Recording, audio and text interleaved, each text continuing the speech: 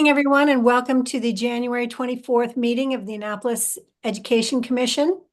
Thank you for being here with us. We are going to power through tonight because we have some great guest speakers. And so we're going to power through some administrative things to get to our speakers. First of all, I just want to say thank you all for taking the time to join us. And we want to acknowledge that it's been kind of a chaotic month here in Annapolis with floods, snowstorms, other events happening, budget hearings, such. So thank you for your time and efforts that you've been doing. I am going to call roll, and I'm in for efficiency's sake, I am going to just have you raise your hand instead of try and put your speaker on and off. Ward 1, Dr. Rachel Carr. Okay, Ward 2, Jamie Weaver.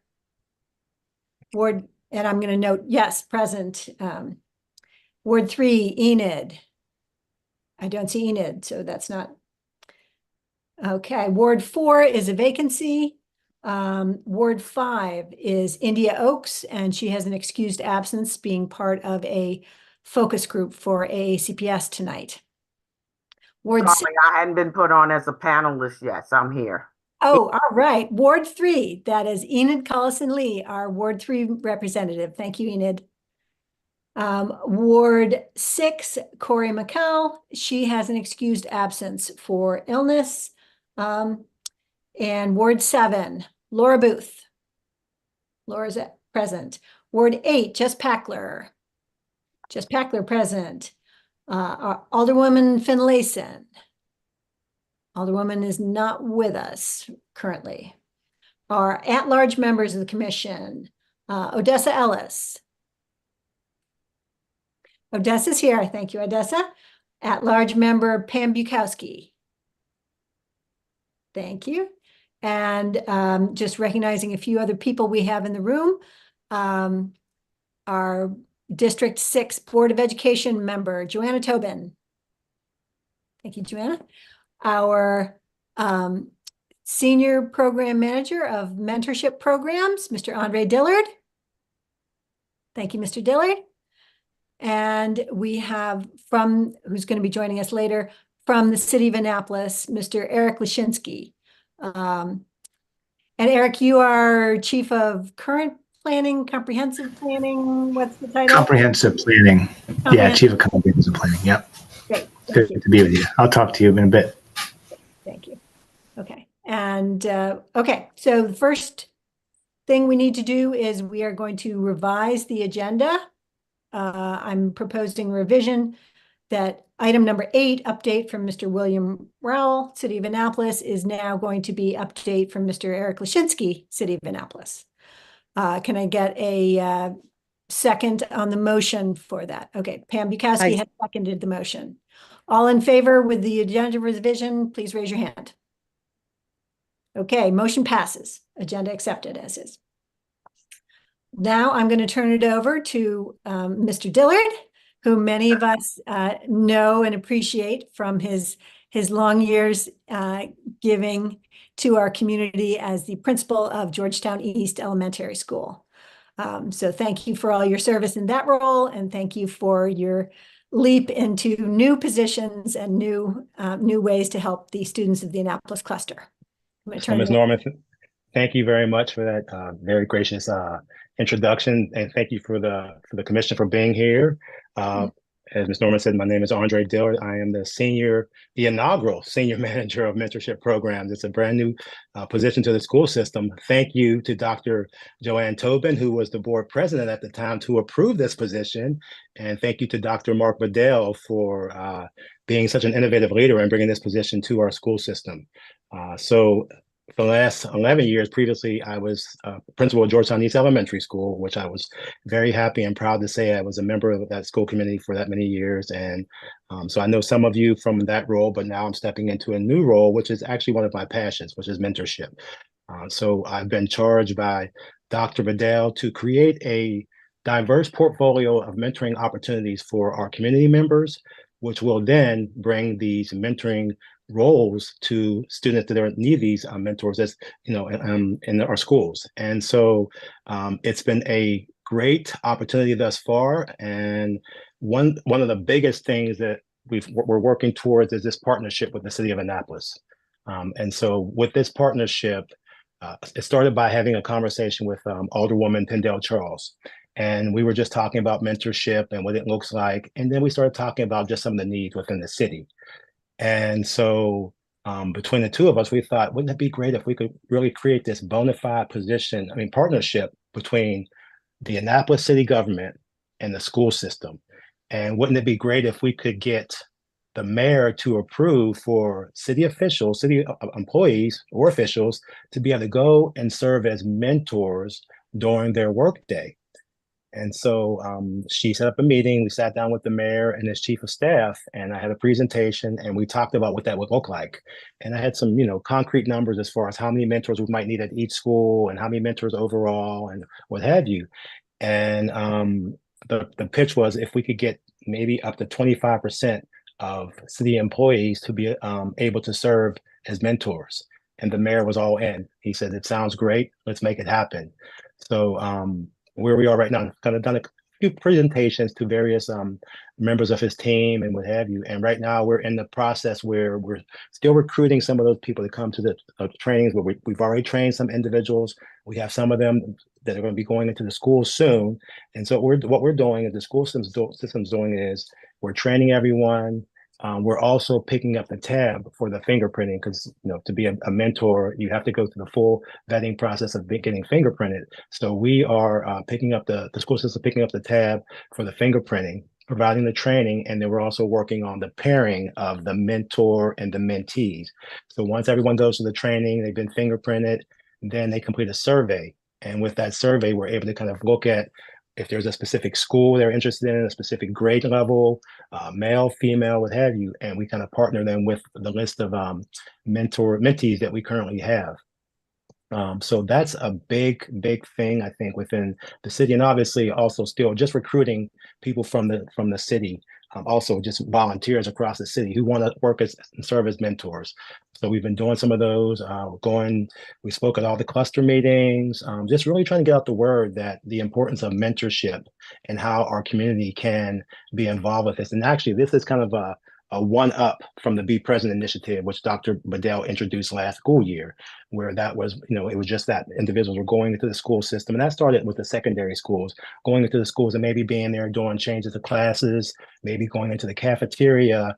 But now we've introduced the mentorship, which is more of a commitment. Now we're saying, okay, we're going to ask you to give this dedicated time that the mentors, so they can do it. So on the survey, they'll put, I can come twice a month. I can come 3 times a month. I can come once a week. We ask that the bare minimum is at least twice a month, right? We ask for at least twice a month. And it could be half an hour to an hour sessions. So that's, and again, that partnership is very specific with the city of Annapolis. And as I said, we are currently doing some recruiting and also doing training with these employees right now and prepared to go out into our schools. Okay. So can you describe to us what kind of role you see these employees playing? Are they just social, emotional, career mentor? Are they helping with academics? Are they what kind? Great question. Are they doing for the students? Yep. So first thing we tried to do is we wanted to figure out what were some of the barriers that were preventing people from coming into the school serving as mentors. And a lot of people felt like they just weren't equipped. Like they felt like, I want to give back in that way, but I've never served as a mentor. I've never worked with children. I don't have children of my own. So we've tried to put together this very comprehensive training that's going to help people feel comfortable going into the school system. And so the goal really is all those things you said. Like, we want this to be impactful as far as academics. We want it to be impactful as far as increasing attendance and the social, emotional well-being of the students. And that's done by having this caring adult who comes into the school, and really it starts with just building relationships. Like, you're not going into the school talking about, well, how are your grades? That's something that comes with time. The first thing is going in and just building that relationship. So when you go in for your first 1, 2, 3, 4 sessions, Maybe you're just sharing a little bit about yourself. Maybe you're playing board games. It's just maybe you're letting them lead the conversation. We're just giving these young people just another caring adult that they can just have to themselves for that time. And there's really no set criteria or curriculum with this. It is building relationships, letting that young person come to you once, twice, 3 times a month, and you just talk. And organically, the conversation arises about academics and attendance and things of that nature. Because once you build that relationship, they're going to want to share with you. So the other thing with this position is Dr. Bedell, again, being the great innovative leader he is, he's allowed central office, non-school based employees to do the same thing as working with the city. So they're going out into the schools and serving as mentors. And I can tell you that has been very impactful as well. As a matter of fact, we have a large group of central office staff who are going over to Annapolis High School. I want to say we have maybe about 12 to 15 central office staff who are going over to Annapolis High School serving as mentors. We have individuals who are we have mentors over at Eastport Elementary, Georgetown East, Hillsmere, and I think at this point, Annapolis Elementary is where we are right now, and as well as Annapolis Middle School. So I know that Mr. Dickerson, our chief of staff, and Ms. Jackson, our deputy superintendent, both have mentors over at Annapolis Middle School. Great. And so how are the logistics working? What time of the day are they able to meet with the students? Is it during school day, after school? How are you arranging transportation? It's during the school day, so that way we don't have to worry about the transportation piece. So what we're asking individuals that you're going during the day, and I kind of coordinate with the liaison between the schools. Like every school has a volunteer mentor liaison. So between myself and that person, we look at the mentee schedule, we talk to the mentor, and we look at that survey. And then we figure out what is the best time for them to go in, so it's not disruptive to the students. They're learning. If there's a particular classes they need to be in there, so we work out all those logistics. And so it's very individualized. There's no, we don't say it's going to be at this time. Everybody might have a different time, and that time could fluctuate also depending on the mentor schedule and the mentee schedule. But so I'm involved with that piece to make sure that it's a good fit for all parties involved. Mm-hmm. Just knowing the high school schedule so well, and the reduction of the Panther Hour blocks, it just sounds like it's tight. I guess they're eating lunch in the little 30-minute block and then blasting out together. Yeah, and again, it depends. There are some times where a student, it might be pulled from a classroom or what have you. They're main class, but the thought is, on the back end, that student's going to now be so much more better prepared to go back into the classrooms and overall. So there has to be some give and take on this, because we have to be mindful of people who are volunteering, right, giving their time. But we also have to think about the scheduling of the students. So there is some flexibility there to make sure that this, if it's done with fidelity, like I said, it's going to have a positive impact on student academics, on attendance, on social and emotional well-being. And so, yes, that's where we are. Okay. Pam, you have your hand up. Did you have a question? If you don't, no worries. So another question. So do the guidance counselors at each school identify the students that they are connecting you with for the mentors? So it could be the guidance counselors, it could be the assistant principals. So it varies. It depends on who the principal has kind of given that role to. I can say that as far as the City of Annapolis schools, I have a list from every single school of students that they felt like could benefit from a mentor. And so we've been able to kind of take a big chunk out of those, really give a lot of those students mentors, but we're still working at it. Okay. I'll let anybody else ask questions. Otherwise, I've got a million questions, so I'll keep rolling. Jess, do you have a question? So Laura had her hand up. Okay, Laura. I was just curious, how do we envision like that students would stay with the same mentor over like, Yes. a number of years That's- and that relationship continue That's to grow? that's the goal. Yep. So during the training, what we do is we ask people from the time you're vetted, fully vetted, up until the end of this school year, right? We want people, because sometimes if you go too far along, you'll lose people. So we say for the commitment right now is just to make it, just to stay hanging there, fulfill your obligations to the end of the school year, with the thought process of you're going to start to build a relationship with that student, you're going to create a bond, and you're going to want to come back and be with that young person the following school year and the following school year. Now, as we're doing the training, most of the people that we're training, whether they be ACBS employees or just people from the community, are saying, will I be able to stay with my mentee until? And we're like, yes, that is our goal. That's what we want. Awesome. Thanks. Yep. I had a question just because I went through the AACPS website, and it's a little hard because in the first tab of community, there is the how to volunteer in the schools, and the Be Present initiative is in a completely different place. It's not in the community or parents' place, so they're separated. So I don't know what the how to volunteer link is different than yours. I started the application process for the Be Present. Is that your mentoring as well? Yeah, yes, yeah. So now if you go to, and I have a QR code and I think the document that I sent that was sent out in the email on there, you can go right where it says Be Present, and that is now, it's the Be Present /mentor page. So when you go and complete the application, everything with Be Present is also mentoring is aligned. And so when we do the training, it's the first part is the Be Present training. And then it goes into the mentorship training, which is at the end of the training. And this and that application is a little bit different than probably the other volunteer, because with this one, when you go through this, it generates you to get that fingerprinting voucher, so that you don't have to pay for the fingerprinting.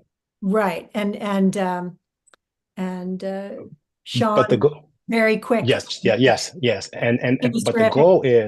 the goal is to get, like, eventually we're going to have a mentorship page that will be dedicated to mentoring, right? It'll have all the different partners that we have, all the organizations across the county that are partnering with the school system, because there's also organizations and community organizations and grassroots organizations that are serving as mentors and they have mentoring groups. So we're going to have a page that'll have all that, so that way parents can go on there and say, okay, I'm looking for maybe a mentoring group that's, an organization that's mentoring in my area, and they can go and see that. These would be bona fide partnerships that we have. And the way we create these partnerships is we're saying that if there's an organization, you have to have a certain percentage of all your members have gone through the Be Present mentoring training. They've been fingerprinted. They've been, that way we know that they're going to go out and they're doing the work, and it aligns with what our vision is, what Dr. Bedell's vision is for mentorship. Okay. I'm going to turn to Odessa and then Eric. Odessa, you want to turn your speaker on? Hi, Mr. Dillon. How are you? Hey, Miss. How you doing, Miss Ellis? Good evening. Mr. Dillon. Okay. This is such a needy community, especially among the low-income neighborhoods.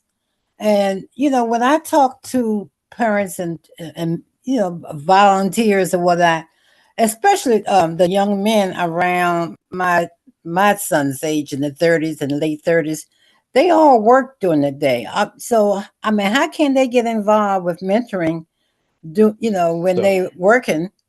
And by the time they get home in the evenings, they got to take care of their homes.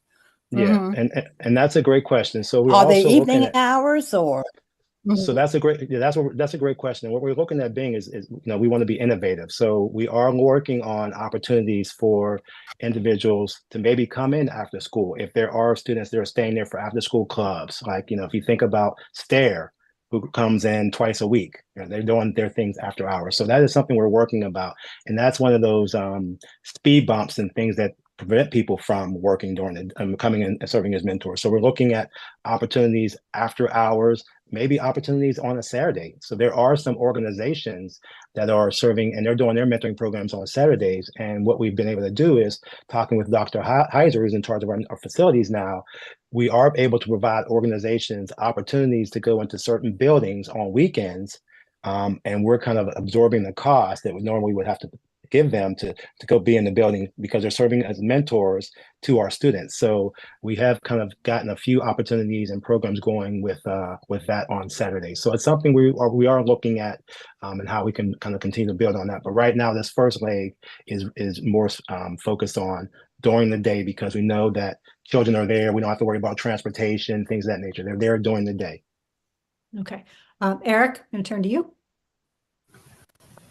Thanks, Janet. Mr. Dillard, this is really exciting. Count me in. I mean, I've been working at the city about 3 years now. I mean, I think you'll find a lot of people interested in this from the city staff, and we do. I think many of us do have the flexibility to be able to do this during the day. So, if it's once or twice a month, I don't think it's going to be a big lift for us. And I think we've had I think I've seen the summer internship program for high school students grow over the last couple of years. It's not open to only Anne Arundel County Public School students, but this past summer we had a great experience in our department, and so I think some of these students could feed right into that. This program. Great. Yeah. And we definitely, and we're asking people just to spread the word, right? If you have neighbors or whoever it might be that might be interested in mentoring, spread the word. What I can do is I can send an email out just with our QR code that people can kind of just scan. It'll take them right to the website so they can go and complete the volunteer application. And if anyone has any questions, please, you can feel free to have them email me, reach out to me. I'd love to talk to them. I'll come out and talk to groups.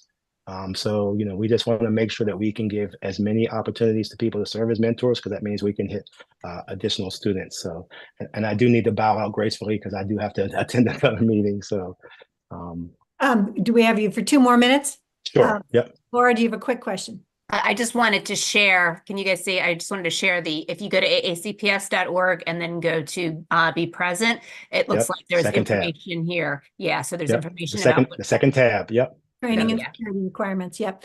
And I just wanted to say, so it kind of, the description of what's being done, I wanted to know, like, if I don't want to be in the cafeteria, or, I've been in Annapolis High always. And if I think my skills would be better doing some bureaucratic process, like helping with scholarships or grants or something, can we indicate that to the schools?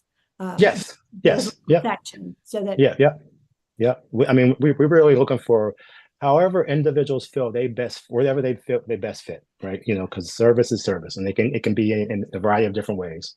Okay, great. So, well, thank you. Jess, do you have a real super quick?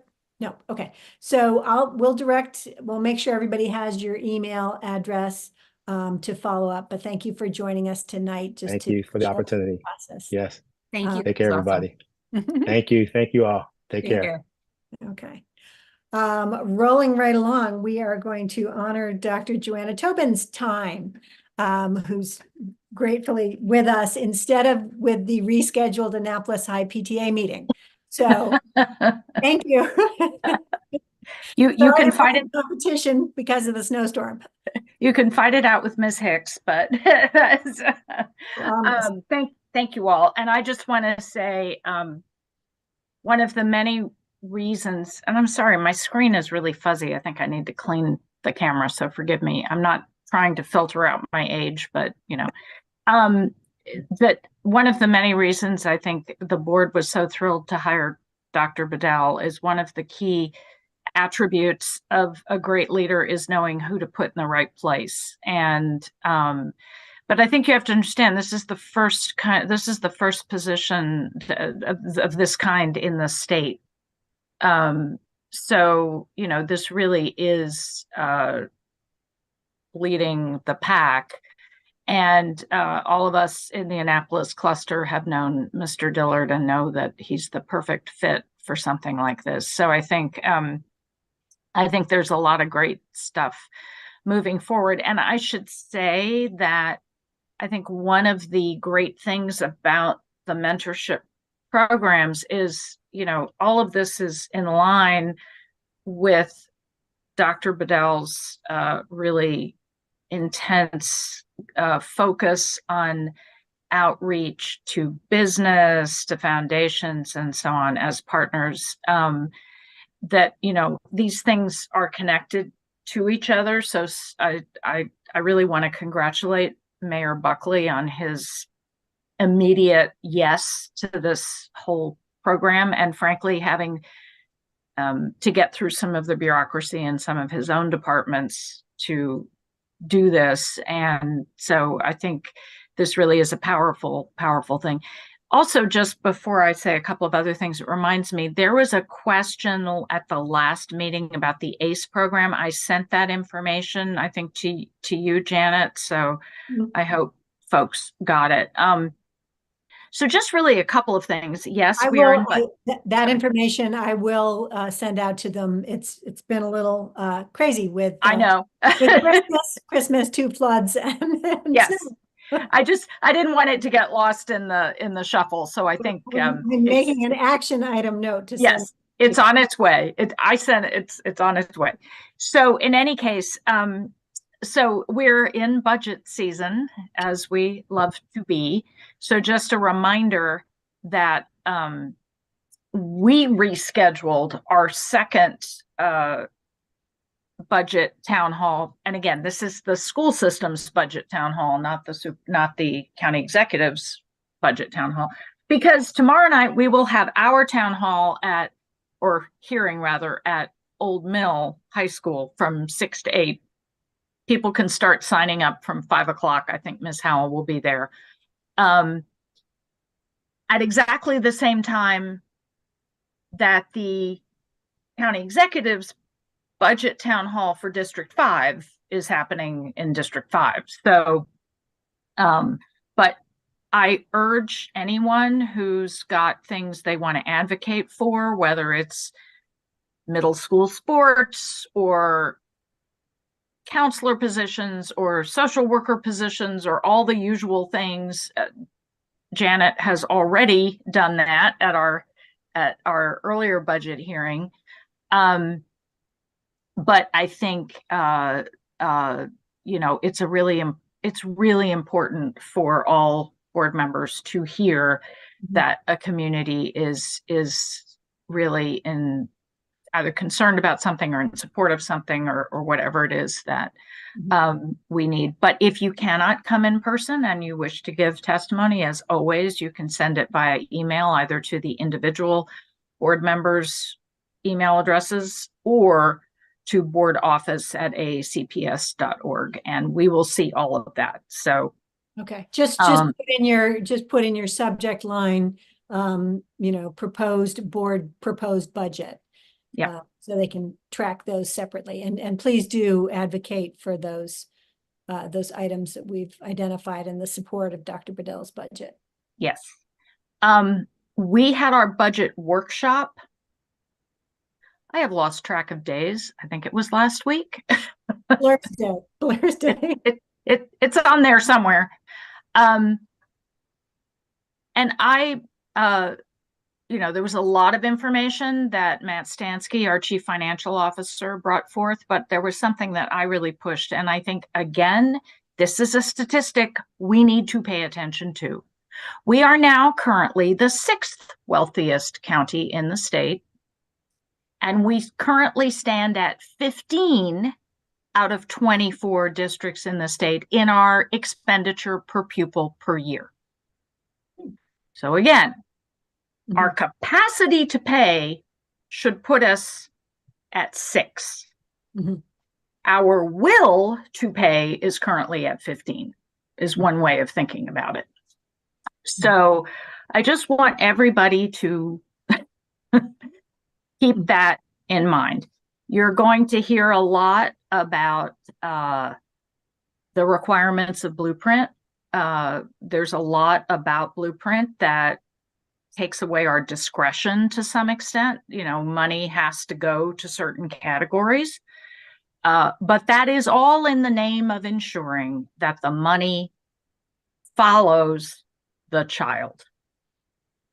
So the money goes where the need is.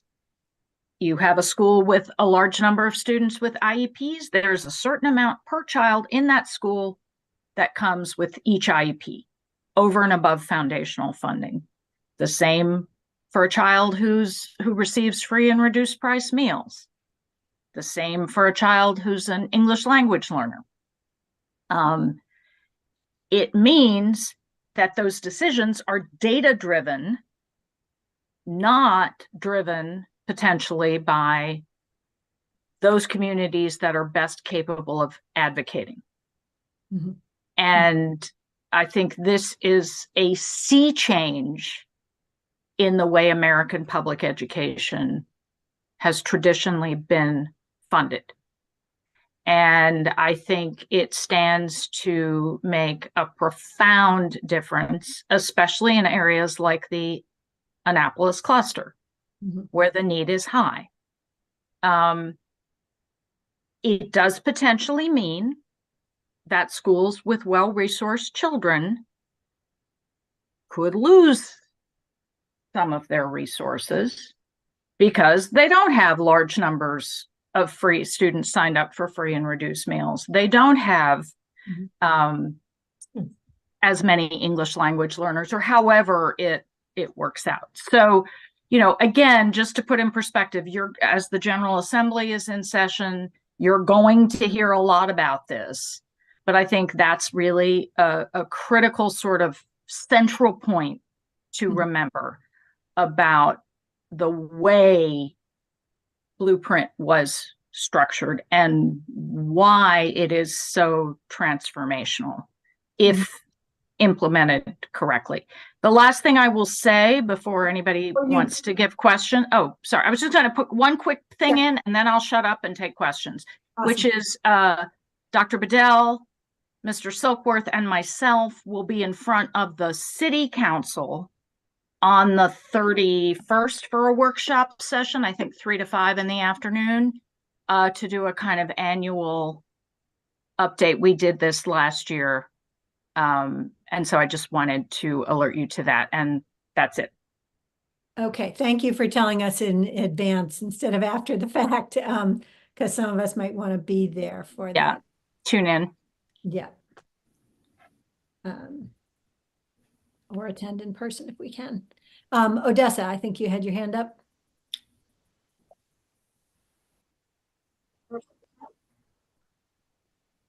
We can't. Good evening, Dr. Tobin.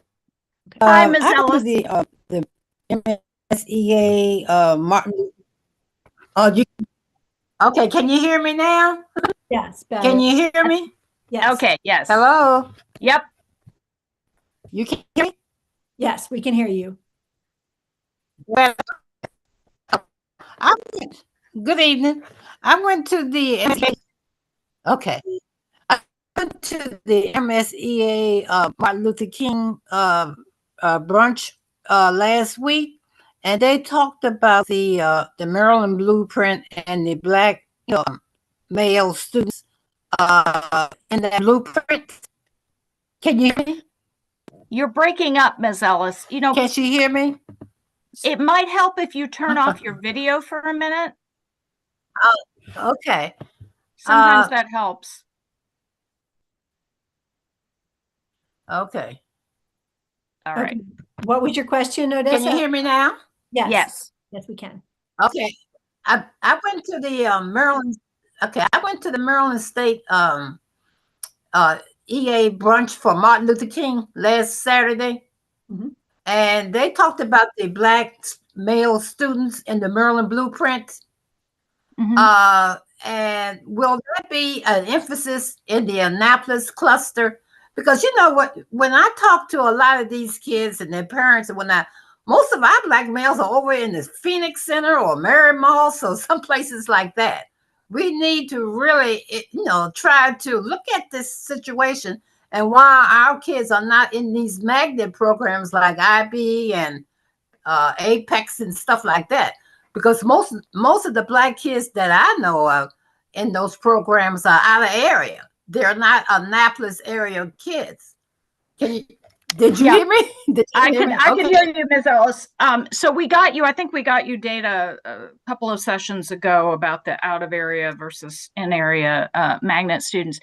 But I think to your point, so broadly speaking, as I said, the purpose of the structure of Blueprint is to ensure that systems are incentivized to put resources with the students who need them most, right? So you need to be able to show that all your students are being served in the way they need to be served by the educational system. Now, that comes down to the things we've been talking about for years, but this is a structure that's really meant to drive this, which is closing opportunity gaps. And you see the gaps in things like, why are we not seeing as many African-American male students in as many AP classes? Now, Dr. Bedell has been very focused on that. And I think if any of you have seen some of his recent presentations, he's showing the uptick in, for example, African-American students taking AP courses, African-American male students taking AP courses, and seeing the averages go up, right? That it's not quite the opposite of what you often hear. Oh, we have to kind of gatekeep these courses because you don't want to push kids too hard or whatever. What they're seeing is good results with that. And this has been one of Dr. Bedell's, historically, the work he's done before he got here at Kansas City, before then at Baltimore County, this has been something he's focused on. So I think there are two things. I think the Blueprint structure pushes school systems to do what you're talking about, Ms. Ellis, and certainly for us here in the Annapolis cluster, it's critical. And we have a superintendent who embraces that and actually has a history of executing on that, of knowing how to, frankly, change the culture in some cases, so that we're seeing more and more students, all students, enter the the programs that are really valuable and take full advantage of the opportunities that they have. So broadly speaking, I think it does address that. Okay. Can I jump in with one thought? I attended the NAACP meeting at Maryland Hall last May, where the number of African-American students in AP classes, Dr. Bedell was there trying to promote that. And I brought up the idea that after seeing students' resumes in scholarship review from all the different courses, from all the different schools around, that their sequence of AP classes are completely different depending on which AACPS school you're in. So Annapolis High starts with the hardest AP class, AP US Government, in 9th grade. And so I think that, and kids are discouraged from taking it if you're not, dedicated, and then you have to have a seminar along with it. You can't have it instead. And Lisa Rodvian was there, who had been a Annapolis High social studies teacher. Yeah. And she advocated for, let's change the pattern around and let's bring some of the more accessible APs like human geography, like several of the other AP classes that are not as killer as push in. And I think that idea, I never heard any follow-up from the meeting comments. I feel like it just went into a black hole of. Well, we've changed principles since then, and I don't know where, Ms. Wayland has been doing many things this year. I don't know where we are with that. I want to raise it again this this year. Like, how do we remove more barriers? Like, maybe it was a good idea years ago to start 9th graders with APUSH. Let's revisit that idea. Is that really the best idea for our cluster right now? Well, when my daughter got to college and something came up and she said to somebody she had to take APUSH in 9th grade, they looked at her like she'd fallen out of a tree. Yeah. And this is just her. I'm casting no aspersions on her wonderful APUSH teachers that she had, but she was like, I thought I liked history until I took that course. And it took me like 3 years to get into another history class to decide I liked it again. Because I just wasn't ready for it. It was too much. So different kids and other, some kids loved it and people respond differently, but I agree with you. I think, those are some of the mechanics we have to look at. I know there's a lot of work going on with the IB and the Apex to examine, what's happening here. Where do we, because you have to start earlier, right? You can't start in 9th grade. You have to start. So that's also part of Blueprint, which is the advisory work that happens at the beginning of middle school now, to help kids sort of see their path. I'm going to jump to Jess and then Laura. Well, that's what I was going to. Okay. Now, did you want to follow up, Odessa? That's what I was saying is that we have. If you Can you turn your camera off again so we can hear you better? Turn your microphone on and your camera off. Okay. The sound comes through. It's just limited bandwidth or something. Okay. There. Okay. Now say your follow up. Okay. Can you hear me at all? Yes. Yes. Yes, ma'am. Yeah, that's what I was going to say. Okay. I was going to say is that we need to really focus on the elementary level, kindergarten, 1st grade on up, because right now, these kids are so needy that a lot of them, are being suspended in kindergarten and 1st grade. So, I think we are aware that there are problems in these homes and in these communities. So Annapolis is different in that, to that degree, that we need to focus on the differences and the problems that we're having with these kids in elementary and try to figure out a plan or some kind of strategy to stop them being suspended in elementary school. Well, Ms. Ellis, a very key component, again, of Blueprint, and you're going to hear a lot about this because it's one of our big pushes with the legislature this year. So we have 2 focus areas for ACPS. We have lifting the 180-day requirement. Yes. So we have an hour requirement we adhere to. No loss of instructional hours, but the ability to be more flexible with days. That's one thing you'll hear. The other thing you'll hear is pre-K construction and staffing. We need more money for that. But one of the big elements, to your point, Ms. Ellis, about getting at children early, that's part of the goal of having free pre-K, right, for families who qualify. Because we know when kids are exposed early to high quality pre-K, if there are issues that are diagnosable or anything like that, we have a shot at getting to them early. But we also have children having that experience, that consistency, that structure early on. And that is one of the biggest structural aspects of the Blueprint. Money is being put up front early rather than on the back end. Okay. Now I'm going to go to Jess and then Laura. Laura had her hand up first. If you want to go to her, that's fine. Okay. I couldn't remember. I just had a quick question, and that was, we use the free and reduced meal application to identify, and we know that's problematic because, a high school kid that doesn't want to eat those meals isn't going to fill the form out, et cetera.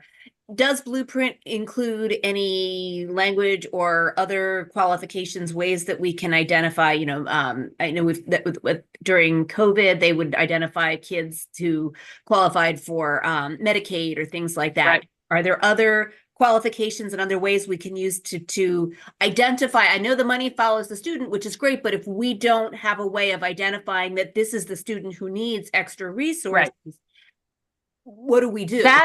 So that's an ongoing discussion right now with MSDE, because everybody knows if you talk to the Department of Agriculture, they'll tell you this free and reduced price meals was never intended to be a poverty indicator. That's not its purpose. So using it as a poverty indicator, which we basically have done, is not getting us where we need to go. So there's another group for you to advocate with. Okay. The Accountability and Implementation Board, known as AIB, which oversees the implementation of Blueprint. And Are they a state agency? state. Okay. This was another part of Blueprint. Because of the experience, years ago with the previous commission, what was its name? I forget, that did Bridge to Excellence, but I forget the person it was named for. There was all this money thrown at the system, and then it sort of disappeared into all these little bureaucratic silos, right? So one of the sort of extraordinary aspects of Blueprint was it created a body that stands over MSDE with regard to the implementation of this legislation. And so they have regular meetings, hearings, people can sign up to testify. And that is where we fight these fights, right? Where I don't mean fight, where we have to sort of say, look, here's what we need to get right. And they will publicize links are on the MSDE site. They will publicize their meetings. You can tune into them. You can listen to them, but you can also, if you wish to do so, they'll be doing a different pillar at different times. So if they're talking about early childhood or they're talking about teacher stuff or whatever, you'll see what their agenda is. And that is a place to have that conversation, because we have to go by what the state tells us. But we agree with you. I think most people agree at this point. The question is, what's the good, spectrum to look at? Now I'm going to go to Jess and then Enid. Thank you. And thank you for all the great information so far. I had a couple questions for you, some of it related to what we were talking about. So one of the things I wanted to say, like along the lines of what Odessa was saying, it reminded me of something that has been something I've been concerned about for, I don't know, a long time. I think I've been a parent of school kids for 1,000 years now. But there are certain things that happen in some of our schools that don't happen in other schools. Like, for example, science. Odessa, can you mute your?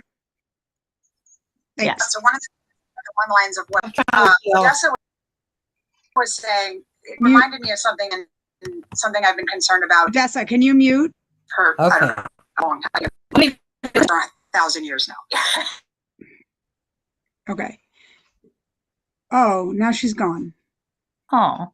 I didn't want her to go. Hopefully she'll come back. So, like certain schools in the Annapolis cluster, for example, don't do science fairs. Certain schools in the Annapolis cluster don't, I'm not sure, not just in the Annapolis cluster, but my experience is really focused on the Annapolis cluster, and that's what we're here for. Don't do spelling bees. Certain schools, they don't do the social studies thing. I don't know, because my kids attend a school that doesn't do that. And we are an IB school, so we do some other things, but even before we were an IB school, and we do have our research project in 5th grade, but those things are, they may seem like annoying things, and I know they're things that parents complain about and whatever, but I can tell you now, having high schoolers, those things are also what help you learn how to research. They help, when you're learning how to do a science fair project in 3rd or 4th or 5th grade, or learning how to stand up and do a spelling bee, those are the types of things that get into your mind, so that when somebody says, hey, do you want to do an AP class? You've already you're Right. not afraid of those doing those things, right? Like one of the biggest barriers I see with my own children is sort of this, I don't know if I can do it. And it's not our school has prepared them fantastically, and especially, with the IB program and everything else. But I'm just saying in general, this is an issue, right? Like if we're going to have science fair, then we need to make sure that we're offering them at all the schools. And I think it's really important. I think those types of extracurricular activities, the things like clubs, those types of things.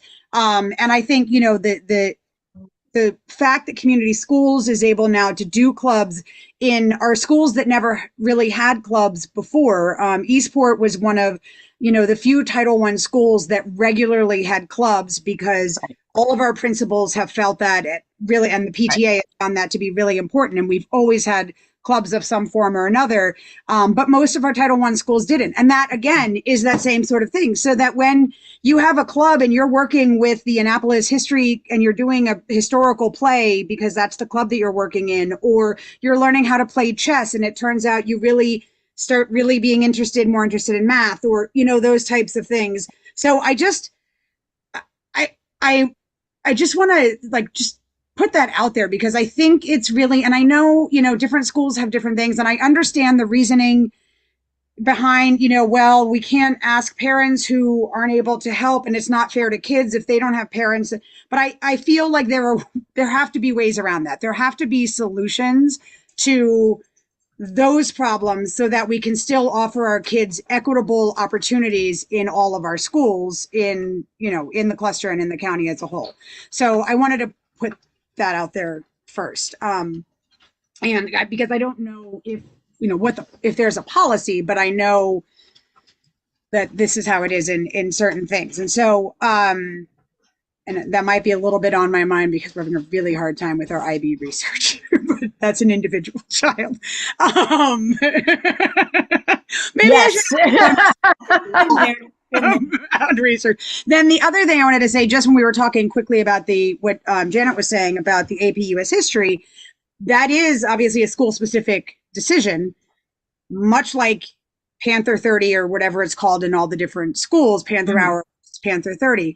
If we have freshmen who are brand new to high school and they're taking AP US history and now they don't have Panther Hour to try to get the help that they need on those things, or they're in the Apex program or whatever, and they're only having those 30 minutes versus the hour, there's, you know what I mean? Like we can't ask for rigor and then not offer opportunity for assistance and not offer opportunity for that. So those are the two things I just want to say that for thing. The one question I had for you that I had planned in advance was about sort of what Mr. Dillard was talking about, and the whole be present and just the coming into the schools and the community part of that, and on a few different levels. I was speaking with a family. We've talked a lot about Annapolitans who whether they choose to send their kids to school in to our Annapolis, any of our schools, but Annapolis High School, for example, versus not Annapolis High School. And I was talking to a family that had applied for the IB program, and their children have gone to private school their entire time. And they were really interested in the IB program. They wanted to send their kids to it, and they're an Annapolis family. And they got to Annapolis High School for the IB thing. And it was, from what they said, they had a friend with the Apex. It was a same situation. Anyway, they're not allowed to do a tour. So when you live in a community like ours, where you hear nothing but horror stories if you're not in the school, right? We have this, as we've talked about, a marketing issue with the Annapolis cluster schools. And you have been told that Annapolis High School is a scary place, and you get there and you want to, whether it's because you're in IB or because your kid's interested in IB, or because they're interested in Apex, or just because they're interested in going to Annapolis High School. And there's no way for the parents to walk around the building and say, oh, you know what? This place is a totally normal high school and nothing to be afraid of. And, so there was this, so they got there for the sort of open house, and all it was a meeting in the auditorium, and there was no tour given. So the families had no opportunity. And then they had shadow day, and same thing. The parents were met at the front door of the school and had their children taken into the school. They weren't allowed to go in. They weren't even allowed to go into the office to like see what the school office looked like. And it just, if we want to get, I mean, and I really do, I was just looking at the statistics for the Annapolis cluster. 19.4% from 2020 of our kids attend public schools. For Annapolis High School. At Broadneck, that number is 32.9% of people, 32.9. At Crofton, it's 34.1. At Glen Burnie, which everyone's always like, well, Glen Burnie is like Annapolis, it's 22.9. That's a 4 percentage point difference. At Meade, it's 29.59. At Severna Park, it's 20, sorry, my computer is insane, 30.2% attend. Like you're calling me. And anyway, and so on, right? We have across the board, we have Old Mill is 25.1. We have the lowest number of our percentage of our families that are attending our public schools, and it shouldn't be that way. We have phenomenal public schools, and you know, there's this false narrative that we have to fight against. As a good friend of mine was saying last night, we have to carry the banner, and it's exhausting to carry the banner when we shouldn't have to. Our schools are great. Our teachers are phenomenal. I mean, if you look at that list that was sent out of all the teachers that got board certified today, if you go to Facebook and you go to the Annapolis Education Facebook, I broke out the Annapolis cluster, and it's a very, very long list. There's 26, I think, who got their board certification, another 10 or so that got renewed. I mean, that's a phenomenal number. And we have these great teachers, we have these great schools, and we have these great students.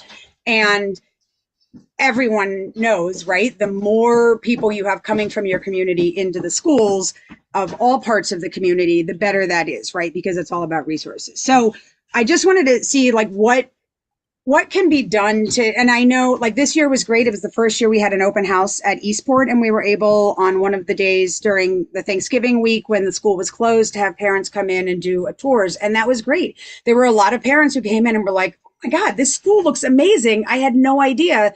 And I'm like, I know, that's what we've been trying to say. So there's that part of coming into the schools. And then the other part of coming into schools is the background checks, and which I understand they're very important and everything. However, we also have a cluster where we have a very high percentage of undocumented parents.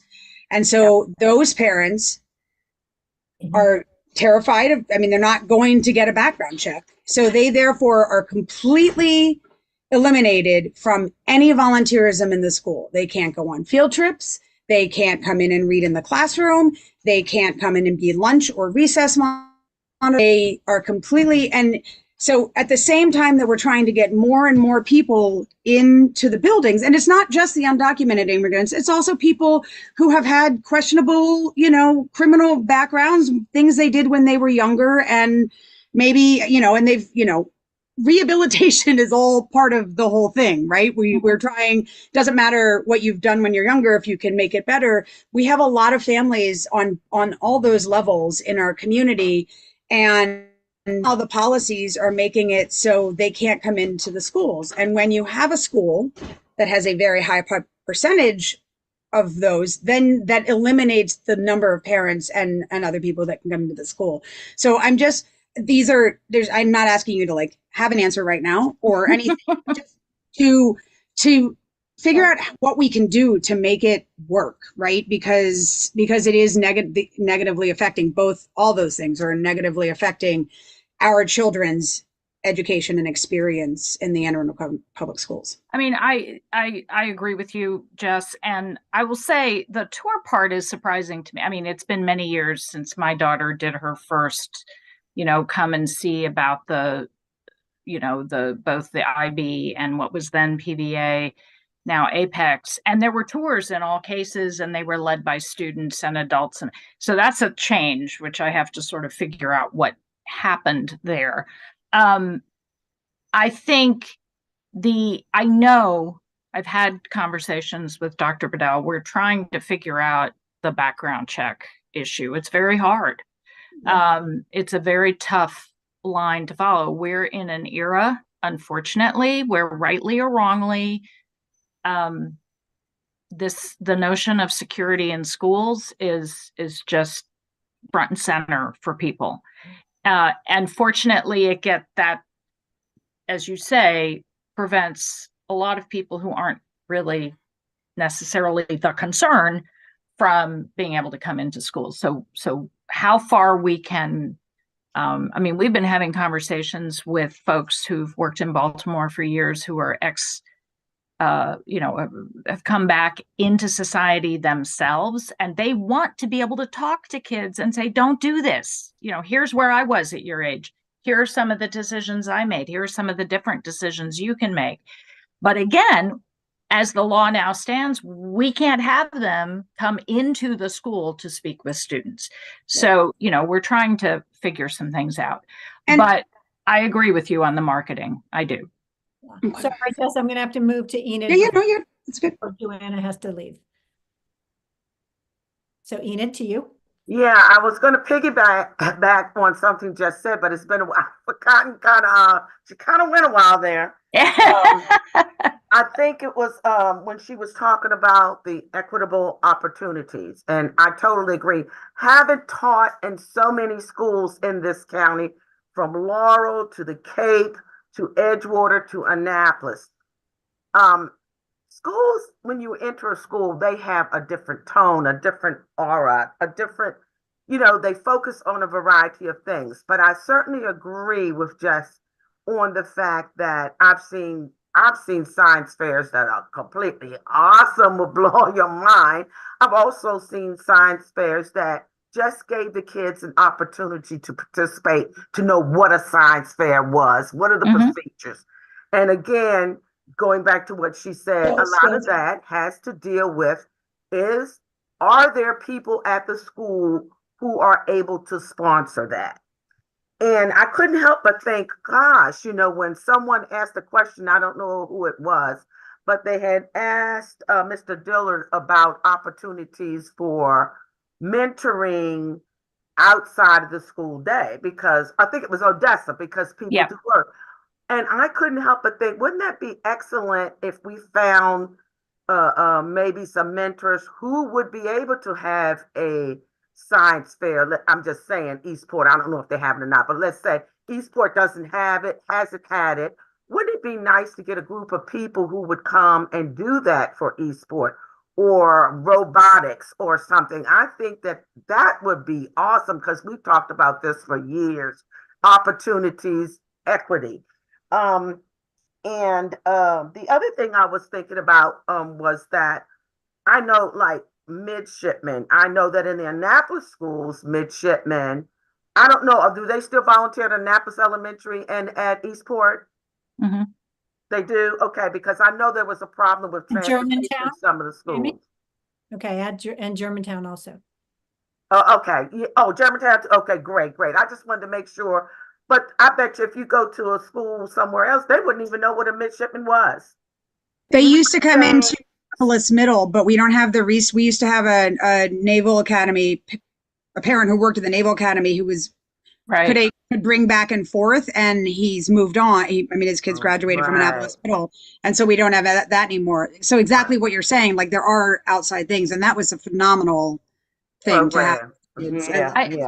I think Enid. Oh, sorry.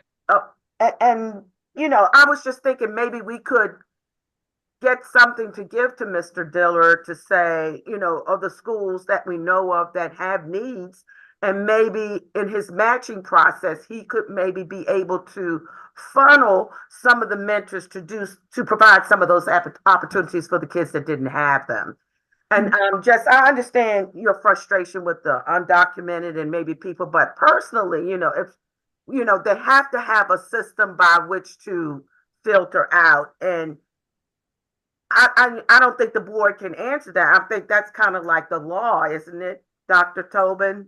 And so, there isn't very much that can be done about that. And I don't know if you would want that in case something should happen as far as someone that has a record. There are some school systems that don't check for documentation. So there are some school systems there where documentation, much like in the city of Annapolis, if you need health services, that your documentation is not a factor, right? So there are some school systems where they're very specific that background checks whether Right. your situation is not part of the thing, because that's not really the type It of shouldn't legal have an issue. impact. Right. It Yeah. shouldn't have an impact. So there are systems that manage it and figure out ways to do it. And then that just has to be really well communicated so people aren't afraid to do it. Yeah, And then I have it's one more. Well, go ahead, Dr. Tobin. I just no, go ahead, Enid. okay. I just want somebody asked. I think you were talking about the blueprint. I met a Yeah. gentleman at a fundraiser, and do you know Dr. Thornell Jones? Oh, yes. Okay, Yes, very, and very he well. is on the Yes. evaluation team, and I talked to him and I said, "Hey, I'm a member of the Annapolis Education Commission. Would you be interested in coming to talk to us about how are you going to evaluate? How are you going to gauge things?" And he said he would. So I was going to contact Janet later on and see, give Yep. him more specifics about what we would need. And I think that Dr. Tobin, what you brought up were some very good points of where we could start. Yep. Excellent. No, he is as well versed in fully understanding the blueprint as probably anyone you will meet, other than possibly the people who, wrote it.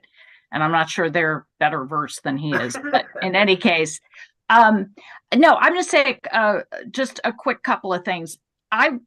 So as president of the board, I got to do all sorts of fabulous, attend lots of events, and we have an annual big celebration of elementary science fairs and so forth for the county-wide.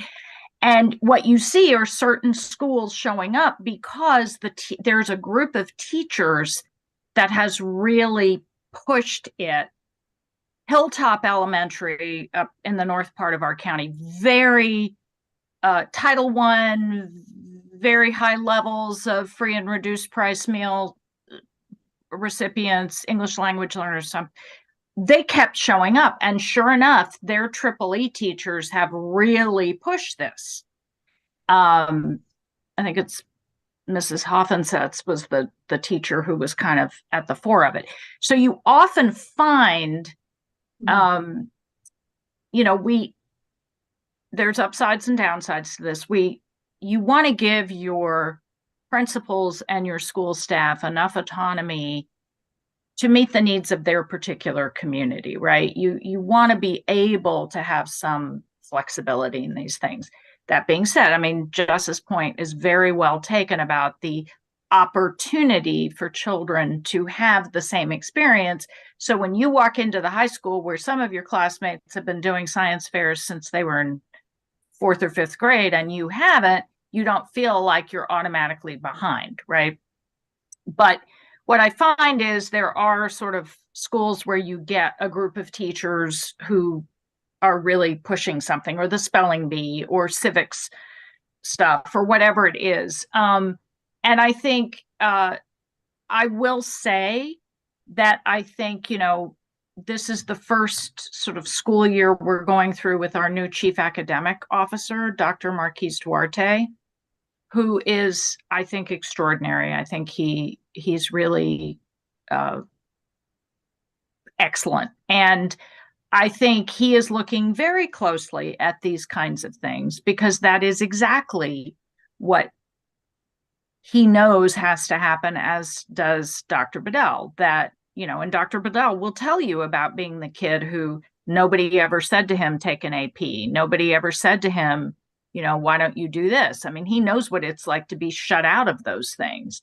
And that is precisely what he does not want to see in this system. But as I've said to some of you, this is a little bit like turning the Titanic.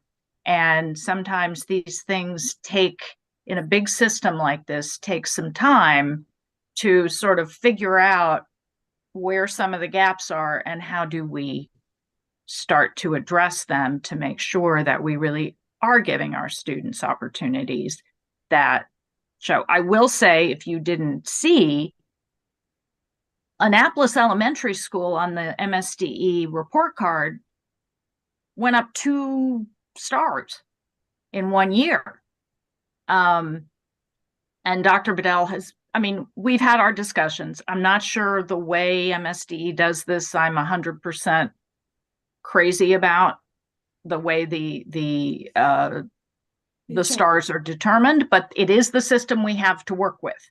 So Dr. Bedell has been doing a huge amount of work with his principals to really get them to be focused on what they need to do to make sure that we're constantly increasing the outcomes for our students. And the extra 2 stars isn't about the school getting 2 stars. It's about the fact that that is telling you something about how our students are doing in those schools. So, you know, we're getting there.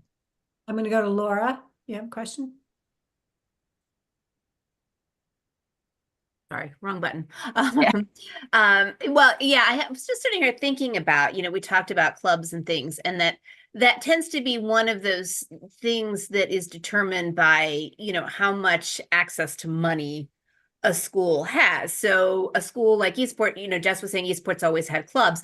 Eastport's also always had boat show parking. So they always have a really, really big sort of, you know, what's the word? Like discretionary fund Yeah. for spending on things like that. You know, like so schools that don't, like, you know, Georgetown East doesn't have a parking lot that's in a convenient location. So they're not, you know, so that was a school, like I know at Hillsmere, the PTA raised money and they had a really phenomenal chess coach who came in and worked with the kids, and they had this really, really great chess program. Whereas I wanted to do that when my daughter started at Georgetown East, I wanted to do chess over there, and we couldn't afford to bring him in because the same coach, he had time in his schedule. We didn't have money to pay him. So those become things like that. So my question was more specifically, is there money? I know everyone's talking about how expensive Blueprint is, but does it give the system the ability to, in some ways, mitigate some of those inequalities by, like, do they have a little bit more discretionary funds where they can say, hey, you know what, this school brings in $50,000 in parking, this school doesn't, can we funnel some more money to this school so they can have clubs that this school, you know, can afford to not only pay, you know, can pay more specialists to come in and do those things? So insofar as I said, there's the money following the child structure, that's really where you're going to find that, and or the concentration of poverty grants, which is what supports the community school, right? That's the whole purpose of the community school, to have this extra funding that's not just academic the way Title I is, right? That it gives you that. But you have now hit one of the biggest and most intractable sources of inequity in my view, which is the PTA. And we, as a board, as a school system, have no control over that. Legally, we cannot touch. I mean, Janet knows I've been on a PTA. I think they're great, right? But we also know at Annapolis High what we're up against in terms of raising money compared to Broadneck or Severna Park or whatever. And I mean, what Severna Park raises every year on the rock and roll, what I forget the full name, is like $100K or something. I mean, it's massive. And so, and that's because they've got time to, you know, the incredible contributions time. And it is not to take anything away from the families that do that, but they do that. And we can't touch that. I mean, my husband said, why can't it run like the NFL fees, right? If you're a city that doesn't have the money to pay as much, you know, for the TV stuff, then, you know, the places that are wealthier pay more. That's not the way PTAs are structured.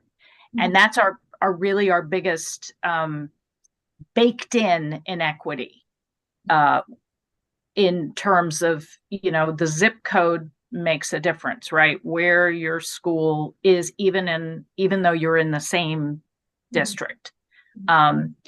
Blueprint is going to reshuffle resources in some senses, but we still can't touch what's coming from donations. And bravo to you know, to Hillsmere, to Eastport, to the schools that do raise that money, for schools that really need it and students that really need it.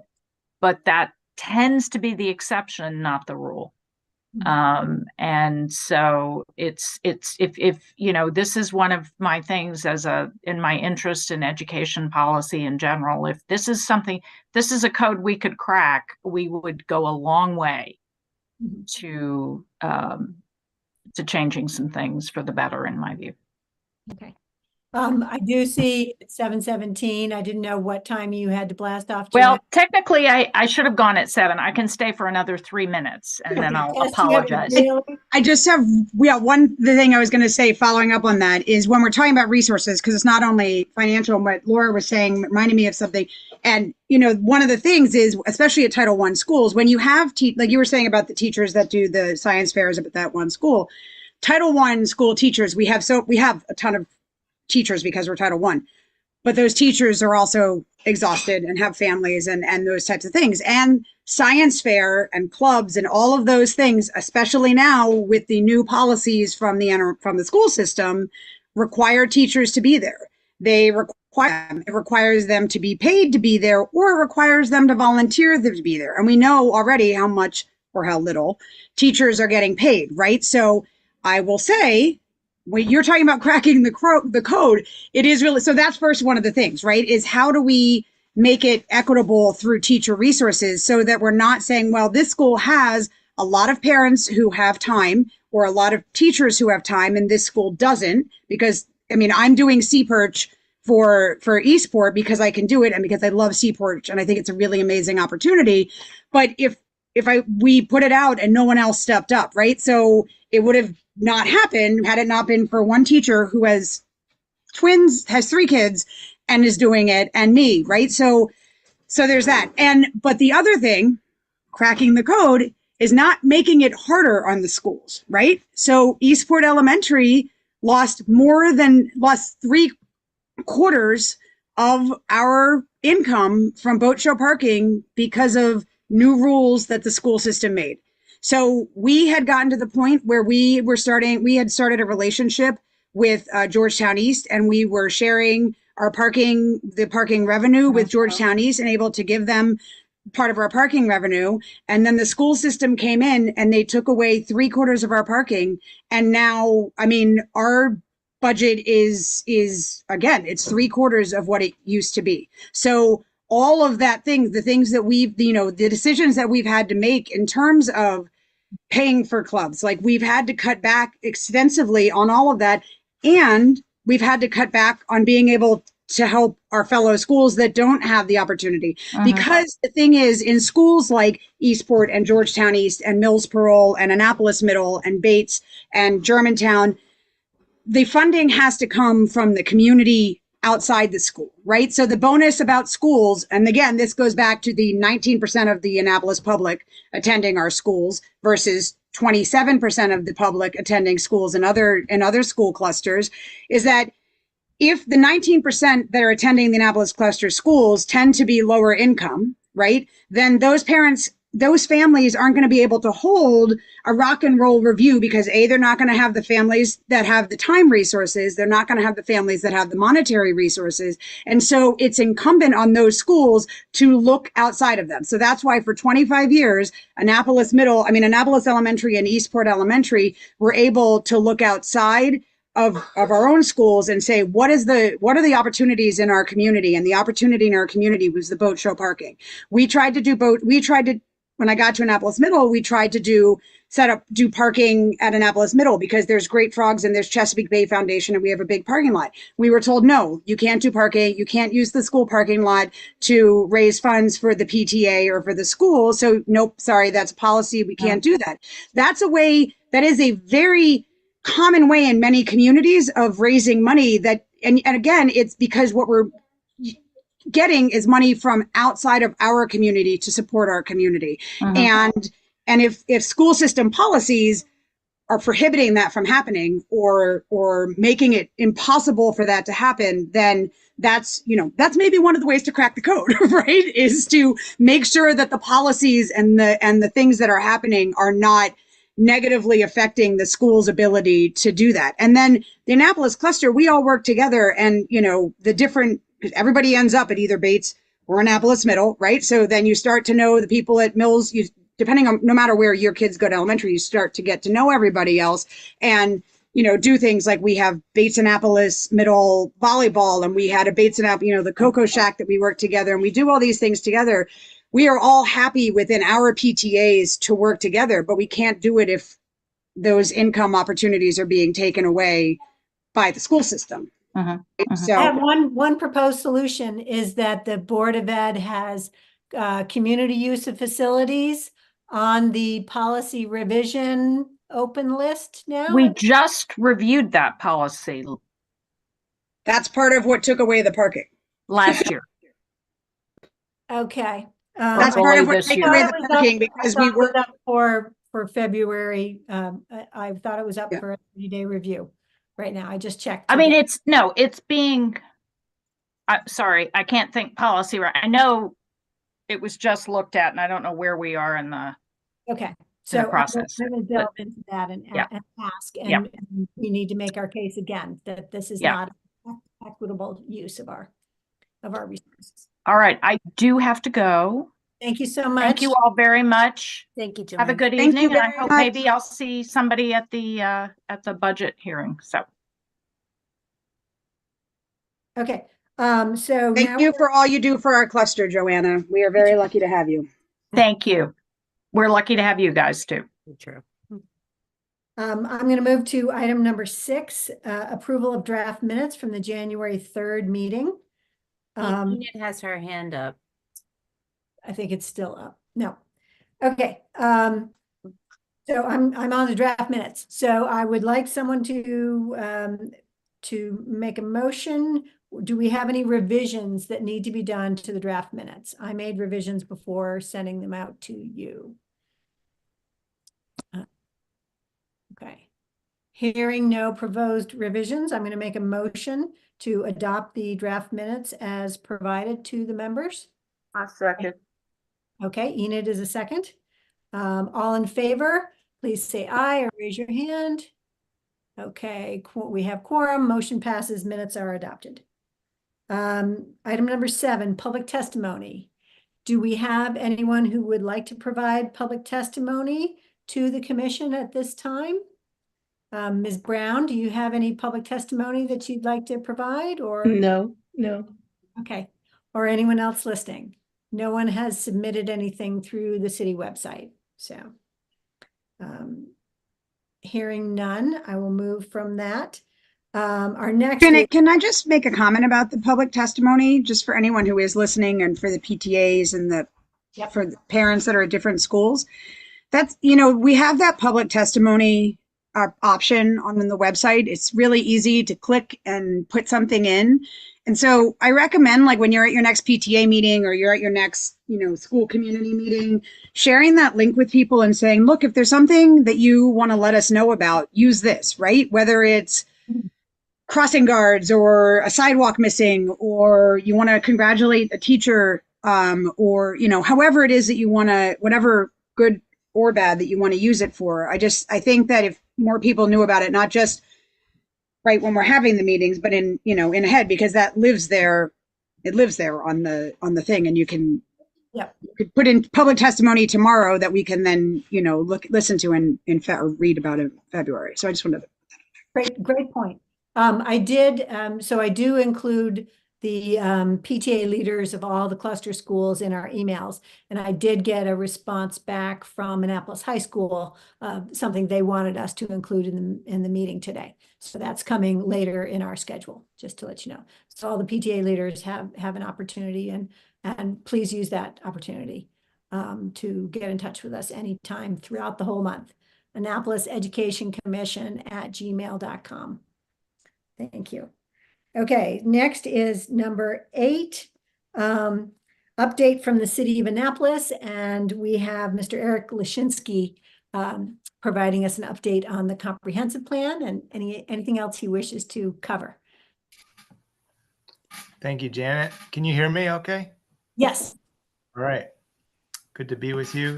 Yeah, I'm Eric Lashinsky. I'm the Chief of Comprehensive Planning for the city in the Planning and Zoning Department. I've met some of you before. Been with the city since 2020. During COVID is when I started, and we were already in the midst of our comprehensive planning process. So I got thrown into the fire, and we had to pivot pretty dramatically during COVID. But we have a plan that recently was approved by the Planning Commission at their January 4th meeting. That was a big milestone. The state of Maryland has pretty specific guidelines for how a comprehensive plan is put together. This is a 10-year plan. It looks 20 years into the future. So we'll update it every 10 years. But it's supposed to be a kind of aspirational document, but also have lots of actionable recommendations that we can actually put into effect. I'm going to share the plan in a moment. I just want to talk about the process so y'all know, where this is going. And I want to apologize for not coming to you directly during the process. I got a pretty tersely worded comment from Janet during the comment period. I think it came from you, and it kind of represented, I think, some of what you all had been probably talking about on the commission. We heard it loud and clear. To be candid, we rarely reach out directly to boards and commissions to give presentations. We ask them to reach out to us. We are very forgiving in our time. I present very frequently to boards and commissions every month, and try to get into the agendas as much as I can. But unless we're working on a project that is very specific to that board or commission, whether it's legislation or a transportation study, we would go to the transportation board and get their thoughts. But with the comp plan, it just touches so many facets of Annapolis, so many individuals, so many organizations. It's really challenging for us to sort of go out unless we're invited. So I just want to share that. I'm happy to come to your commission in the future and talk about anything that's on the agenda. So I just want to say that. Can I mention that the comment was terse because I had a little comment box that only allowed me like 100 characters in order to comment, and so that was part of my frustration. It's like, got it. Please give me a longer box in which to comment instead of cutting it off. Well, it was all very good feedback. I mean, it definitely gave us a perspective that we had been missing, and it led to some pretty substantial changes, I have to say. We did get around 200 comments during our 90-day public comment period. The state requires 60 days, but we were starting at June 15th, and we really didn't want to end it in the middle of August. So it went through September for the most part. It really ended September 21st at the Planning Commission's meeting that night. And so throughout that period, every Planning Commission meeting was essentially a public hearing for the comp plan. And we gathered comments from a whole variety of places. We had a number of in-person virtual meetings, about 12 of them. We did go to some civic associations that invited us, and we collected comments from in-person events through Post-it notes. And we got a lot of comments through our website and emails from alderpersons and just every direction you can imagine. We compiled them all on a website. And I want to just say, for those who haven't looked at the comprehensive plan or the process since we've been underway, it's been going on for about 3 years. All you have to do is, I'm going to share my screen. We created a website. We actually purchased a website domain, AnnapolisAhead2040.com, when we were getting into the public outreach process. And so hopefully you can see, well, you're not seeing anything. I'm going to just show you how easy it is to it's already finding it because I go there so frequently. But AnnapolisHead2040.com. Knowing that my computer might be a little slow, I open these windows ahead of time, but I'll just skip to where it will take you initially is to the city's website, on our city planning zoning website. And this is where we provide updates on the planning process. So January 8th, we provided this update, and you have links to a few things here. You can read. We actually came out with a new action plan, knowing one of the comments we heard from a lot of people was that, our 450-page comprehensive plan was unwieldy, challenging to get through, challenging to find some of what you might be looking for. And can we consolidate? So we did come up with an action plan. It's only about 100 pages. It has about a 30-page executive summary, which tries to get into all of the high points. And then it just provides the summary from chapter 13 of the full plan, which is in fact, I have it open, but I just I'll show it to you in a second. If you scroll down, you can click on the comment log, which hopefully you all are still seeing my screen, but this comment log opens up the chart where we were logging everybody's comments, and we kind of categorize them, based on which ones should lead to updates to the plan, which ones were already addressed in the plan, and which ones were maybe outside the scope. In those cases, we just reviewed the comment. But if you click on this review the draft plan button here at the top, it'll take you to, I know this seems like a Russian doll of website within a website, but this was the website we created outside of the city's website that was really aimed at collecting information, collecting comments. So this one will probably go away once the plan is eventually adopted by the city council. But this is where, to actually get to a PDF of the document, you're going to click on this again, and the action plan button is right here. The planning commission draft resolution. It's actually now a approved resolution. But we're going towards the city council at this point. The state guidelines have the planning commission really shepherding the process, and then ultimately approving a draft of the plan that goes to city council. So that's where we're at this point in the process. Now it's up to the city council to make any changes they would like to make to the plan. Major changes will have to go back to the planning commission for their approval, but there's a lot of things could probably change that won't be considered substantial, but maybe clarifications, breaking out certain information that could be more clear. But we had a lot of conversations with city council persons along the way. I'm confident that we've addressed a lot of the concerns that we already knew about. So hopefully the city council process will be straightforward. Who knows? But there will be other opportunities to testify. If there's anything in the plan that you would still like to see amended, that would be the opportunity. And we're putting. Can you flip to chapter 7, which was the educational? Yeah. Absolutely. Let me say, changes are. You can really see how much they added. So you'll see this note on the cover. Pink text represents a major text changes to the draft plan released in June 2023. So we released a draft June 15th this past summer for our public review and comment period.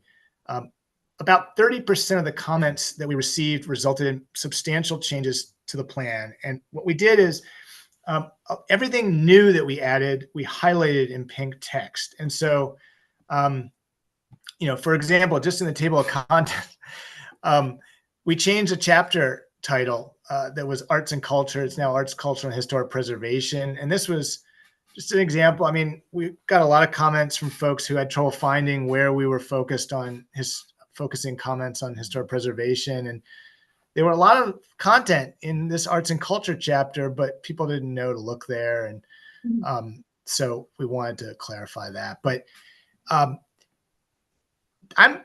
pretty confident there's a lot in this plan that will positively impact school communities, whether we're talking about affordable housing options, major changes to our transportation network,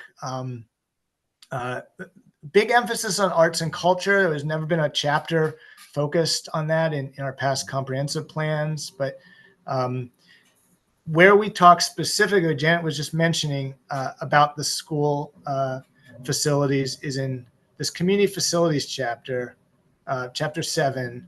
I'm going to let's see here. There we go. See for a second.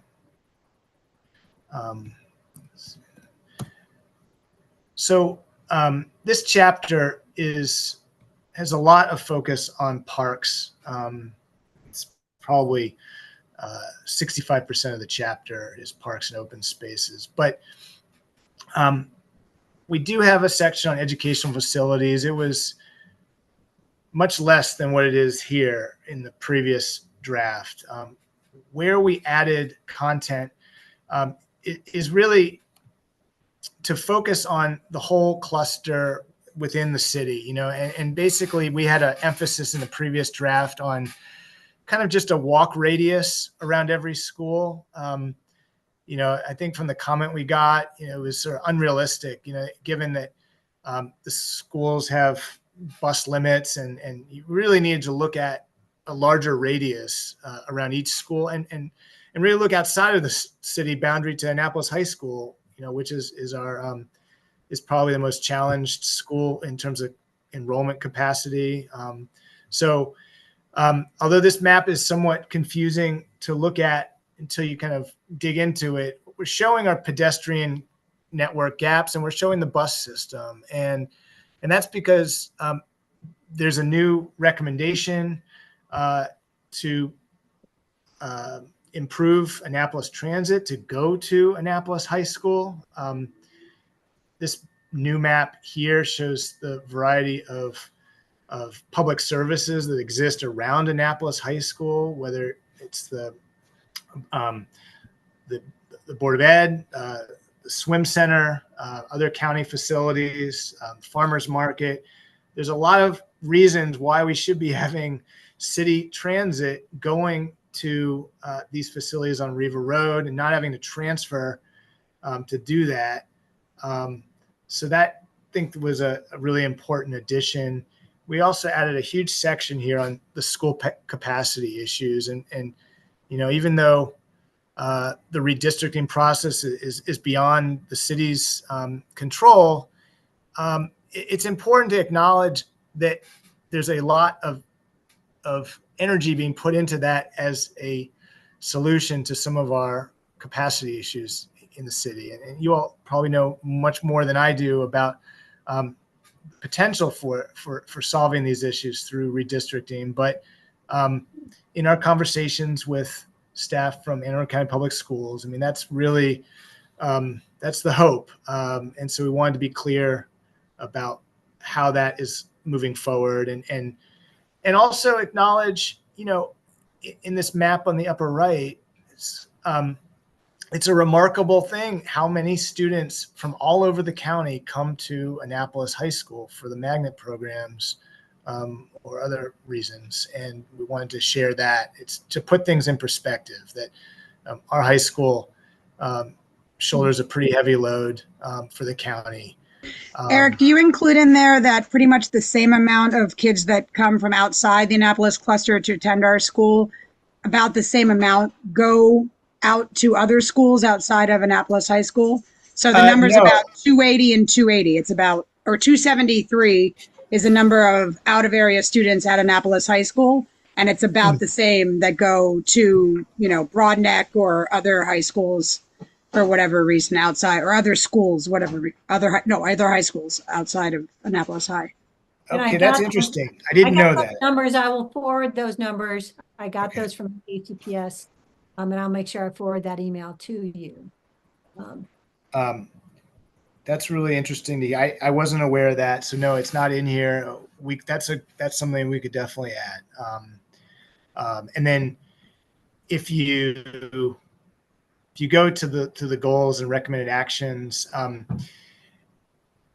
this is the dedicated goal to really, doesn't exclusively focus on schools, but we added this recommended action that is specific to the transit issues, that we've been hearing. So Yay. that's in there. I think it's something we can definitely work on. Thank you but- to Jeff Packler for bringing that up intensively and Yeah. and me for scribbling it in a comment box from her extensive emails.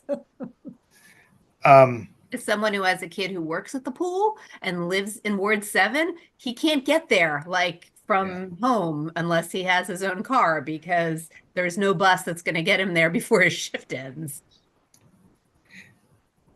Correct. Yeah, there is a lot of improvement we could see in our transit system, and I think we will be. I think, and it's not just from the school's perspective. I think there's a lot of things hinging on having better transit in the city.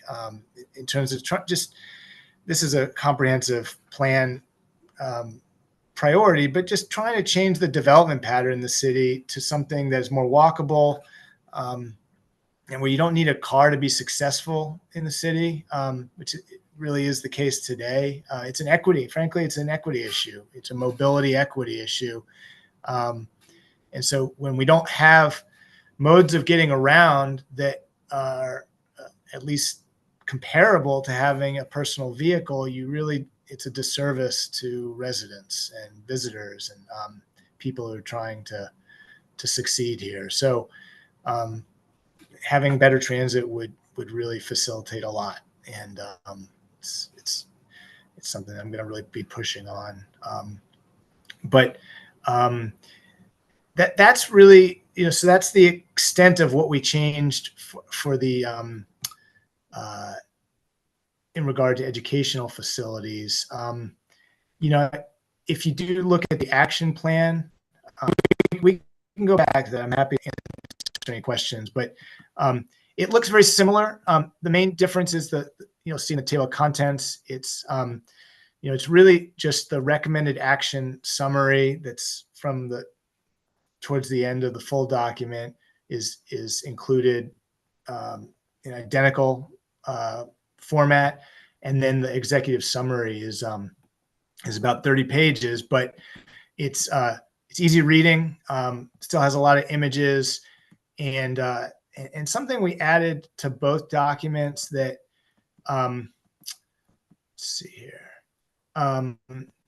There's a lot of new stuff, but this vision statement is something that we really wanted to underscore the vision for the city, and we're highlighting two projects that are major priorities for the city right now, that are kind of completely different in what they will be, but are trying to achieve similar outcomes in terms of equity, health, and resilience. It's the City Dock project, and then the redevelopment, revitalization of our largest public housing community.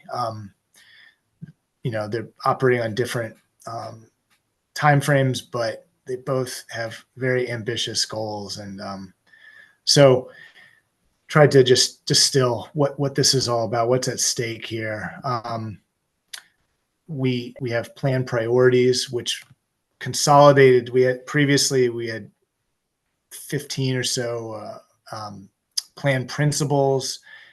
Somebody was saying, well, what are the signature ideas in this comprehensive plan that really, if I'm going to distinguish it from other comprehensive plans in the past, and it kind of came down to these 10 plan priorities. That's what I wanted to share, but I'm happy to answer any other questions. Okay. before I go to questions, I'm just gonna say, one, thank you so much for presenting to us and reaching out to us, and following up on that. I'm sorry that, floods up to my doorstep have kind of distracted me, these past couple of weeks. And I used to, for my professional job, I used to review environmental impact statements that were, 3.5 inches thick on different projects. And so I recognize the magnitude of work that goes into this and the quality of work to make it a valuable document for the city and the residents. And I'm so thankful for that. And I'm thankful for all the changes you took from a nugget of idea we threw at you and really investigated that and talked about the transportation hub around Annapolis High. And so thank you for all that work on behalf of city residents. Yeah, my pleasure. We're going to have print copies at the libraries, probably That's by why Friday. that's what I first saw it. I first saw it at the Eastport Annapolis Library, and that's how I knew that it was out for review. Oh, wow. Thank you for putting Okay. it. Yeah, back. we're going to have them there and at the rec centers and at City Hall. Jess, you had a question? Yeah, first of all, I just want to thank you as well. Thank you. The bus line. As you know, right now is swim season for our son, so we are twice a week going to the swim center to pick him up because the high school swims at the swim center. When baseball starts, it'll be way more times, and nobody in Annapolis carpools. So a bus would be fantastic. But one of the things I was while you're talking about the facilities, I didn't see anything in there about the mitigation aspect of the APFO. And, when we did the APFO, I was heavily involved in that. And I was in a lot of meetings with the school system and the county and then obviously with the city as well, in putting that together. And that mitigation piece is really probably the most important piece that the city offers, aside from not overcrowding our schools with development, and, in the right information, twice a year to make sure that the right decisions are being made. But that mitigation piece, the county also has a mitigation piece. And, for those of us who have been here for quite some time, we all can remember, that's part of why Severna Park has a beautiful new high school, is because there were developers who wanted to do a development, and they have a mitigation part within the schools. I mean, it's happened throughout the county where, development has wanted to happen, but it was overcrowded because of the APFO. And that's the mitigation piece is, so that's a really important part. So I hope that you would include that in there, and also just make sure that that's a priority, not only in comprehensive plan paper version, but in planning and zoning as a whole, because, that's really important. If people want to come in and build 200 residences in Eastport, the school, even redistricting, I mean, if you redistrict, you can't redistrict Eastport Elementary to a point where if you build 200, redistricting works to a level, but at some point it's not going to work anymore unless you're trying to completely destroy the community structure of the city of Annapolis and our school system, right? It's not going to work. And so that's where that mitigation piece comes in. And, okay, well, we'll help add a wing to this, or we will, because I don't know if you walked through the whole MGT study and the development plans within the school system, but how the different schools are laid out for their development in like a 30-year plan, basically. And if a development wants to come in and build in an area where it is going to be overcrowded, but there's no development plan for that school, that's where the mitigation piece has been shown to be very successful for solving capacity issues. And that's one of the reasons the APFO and that part was so important. Okay, let's let Mr. Lishinsky answer. We could definitely add some mention of that. I mean, I think that's a good point to make. Okay. Any other commissioners with a quick question before we have to move on? And then, Mr. Lishinsky, you had mentioned to me that you were in the process of doing the twice a year school utilization chart. Where is that in process? Yeah, thanks for bringing that up. Yeah, that is something I wanted to share with you all. So it took a little longer to get the data from ACPS just because they're in the midst of moving students around to the new schools, and but we got the data late last week or early this, maybe it was Monday. So we have not updated the website yet. Based on updating the chart internally, what we're seeing is there were drops in enrollment at most of the schools.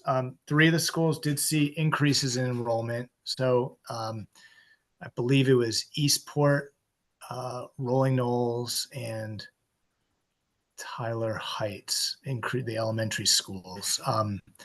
But the rest of the schools all went down.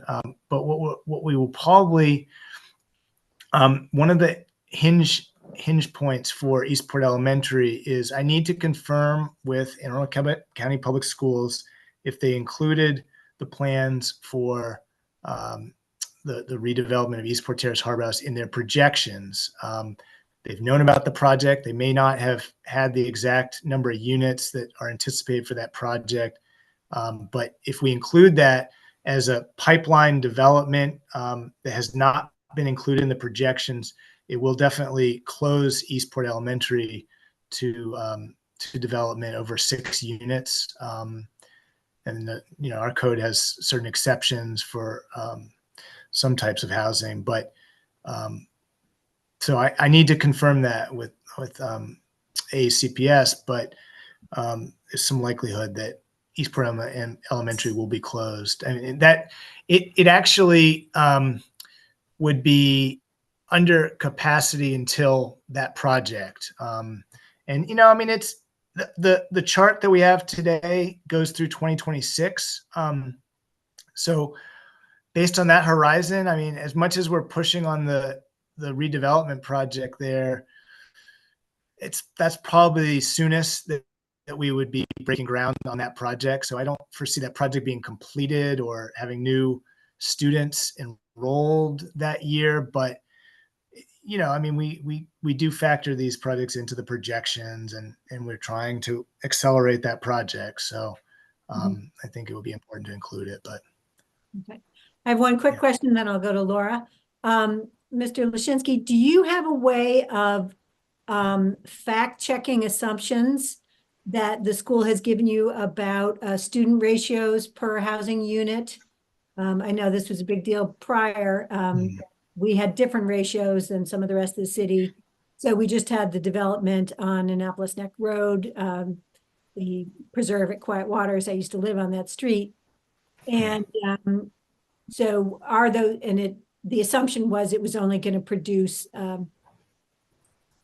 27 students from that entire development of 140 dwellings. So at what point will you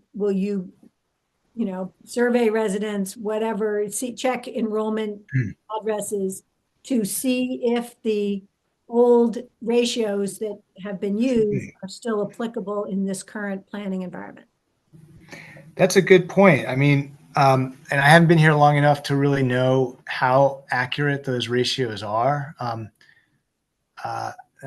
Just candidly, I've been kind of wondering, what sort of trend they're based on, how far back, or is it like the last 20 years, the last 10 years? Or how often do they update? Like census data and, from a while back, and how much our census data has changed in the last 20 years. Hispanic went from 8% to 25%. And, right. And then I can tell you that they are not representative in Eastport Elementary in terms of the number of students that attend from apartments and for other things. The ratios they use are not reflective of either here or Tyler Heights. Well, we can definitely look. I mean, I've been impressed at the mapping data that we get from Anne Arundel County Public Schools, where we've really only asked for it for Annapolis High School, but where they can sort of pinpoint where every student is coming from. So we could probably do that. We could probably pick an area and do sort of a data capture and just try to understand, based on the number of units there, how many students is that generating? I mean, I think that's an interesting inquiry.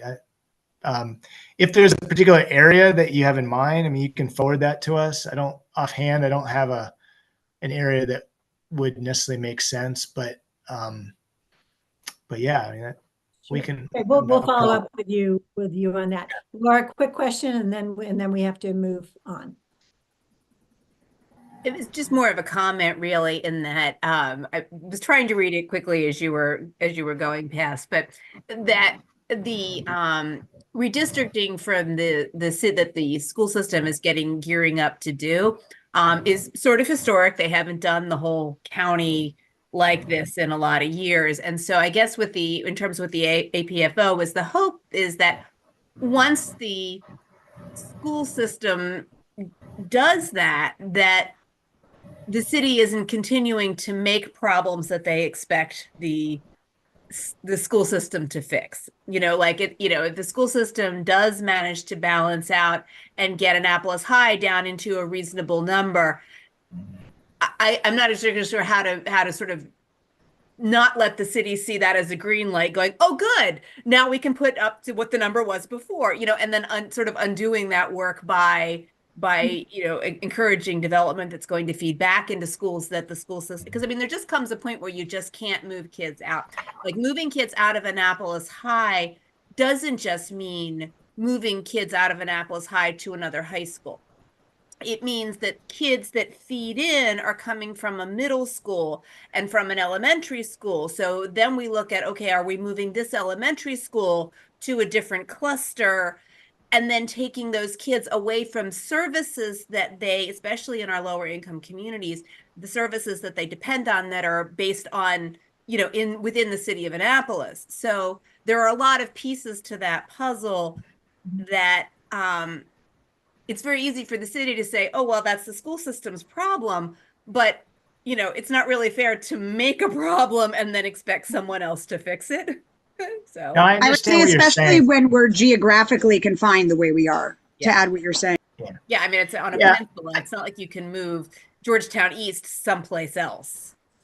Yeah, I do want to acknowledge that the city is not going to be growing very much in the near future. I mean, we are there's very little place to develop in the city, and so I think if you kind of look at the municipal growth chapter of the comprehensive plan and the land use chapter, you'll kind of see that this plan is not about encouraging a lot of new development. It's about developing a more efficient pattern, where you have a sea of parking, no environmental controls. I mean, there's better ways to develop. But my bigger concern is, just to be honest, I mean, is just outside the city limits where, you have potential for a lot more growth. And I mean, I think obviously we don't have much control over that. And there's a lot of exemptions in the parole area. So I know your sort of jurisdiction is Annapolis. So is mine. But I don't foresee. We drive River Road and we drive. Yeah. Those Yeah, I mean, I don't foresee, to the extent that a lot of students might start enrolling in Annapolis High School, I don't foresee those coming from the city of Annapolis. I really don't. I mean, I think there's a lot of stuff happening just outside the city limits that's going to dictate that. But what we'll probably see in the next 10 years is some redevelopment of some of our aging sites in the city, but it's not. We're still going to be moving at a pretty glacial pace in the city as far as development goes. So, yeah. Awesome. Well, thank you so much. That was a super helpful overview. And Okay. I encourage all the members I'll send out his email to all of you so that you can Thank you. continue the conversation about these issues. I Thank you. appreciate it. Good to be with you. Yeah, thank you for coming. Thanks for waiting through with us. Laura, did you have any opportunity to slap any of the things I had in the presentation folder? They're not in a PowerPoint, but I can share them. Okay. Can you pick up meeting dates and advocacy dates? What specific? Oh, okay. There's one email there that's meeting dates and advocacy dates. Okay. So there is some business that I have to conduct. So the city boards and commissions organizer Hillary wrote us and said they need to know the meeting dates for all the rest of the year from us.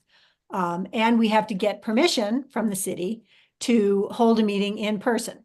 So I want to run by you guys and down at the bottom of this screen, next Ed Commission meetings.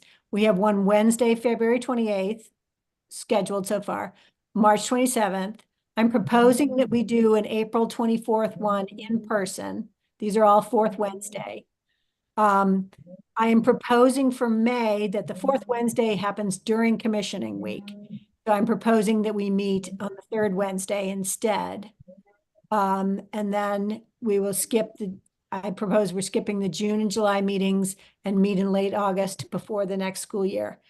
But also to let you put on your radar right now, at the May meeting, we would be voting in a new chair, a new vice chair and secretary to run the commission, and they can make changes and decide, but I need to give the city dates that we will be having the rest of our meetings. Jess, you have a hand up.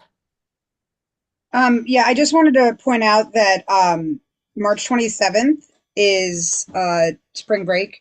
Okay. Schools are closed. And right. April 24th is day 2 of Passover.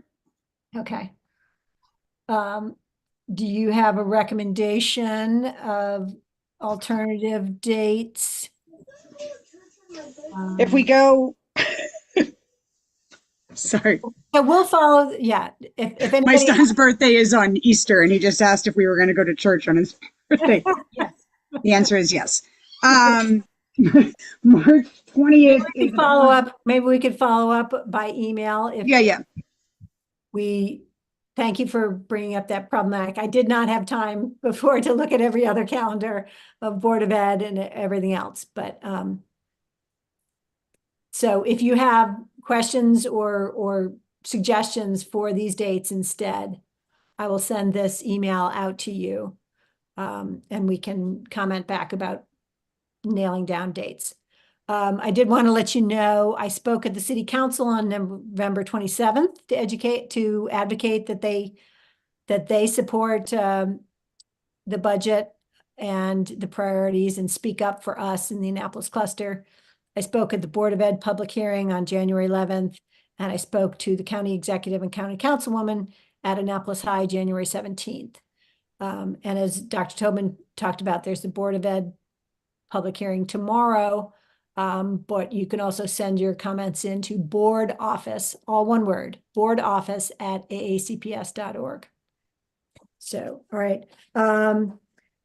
Laura, can you bring up the thing from Annapolis High School?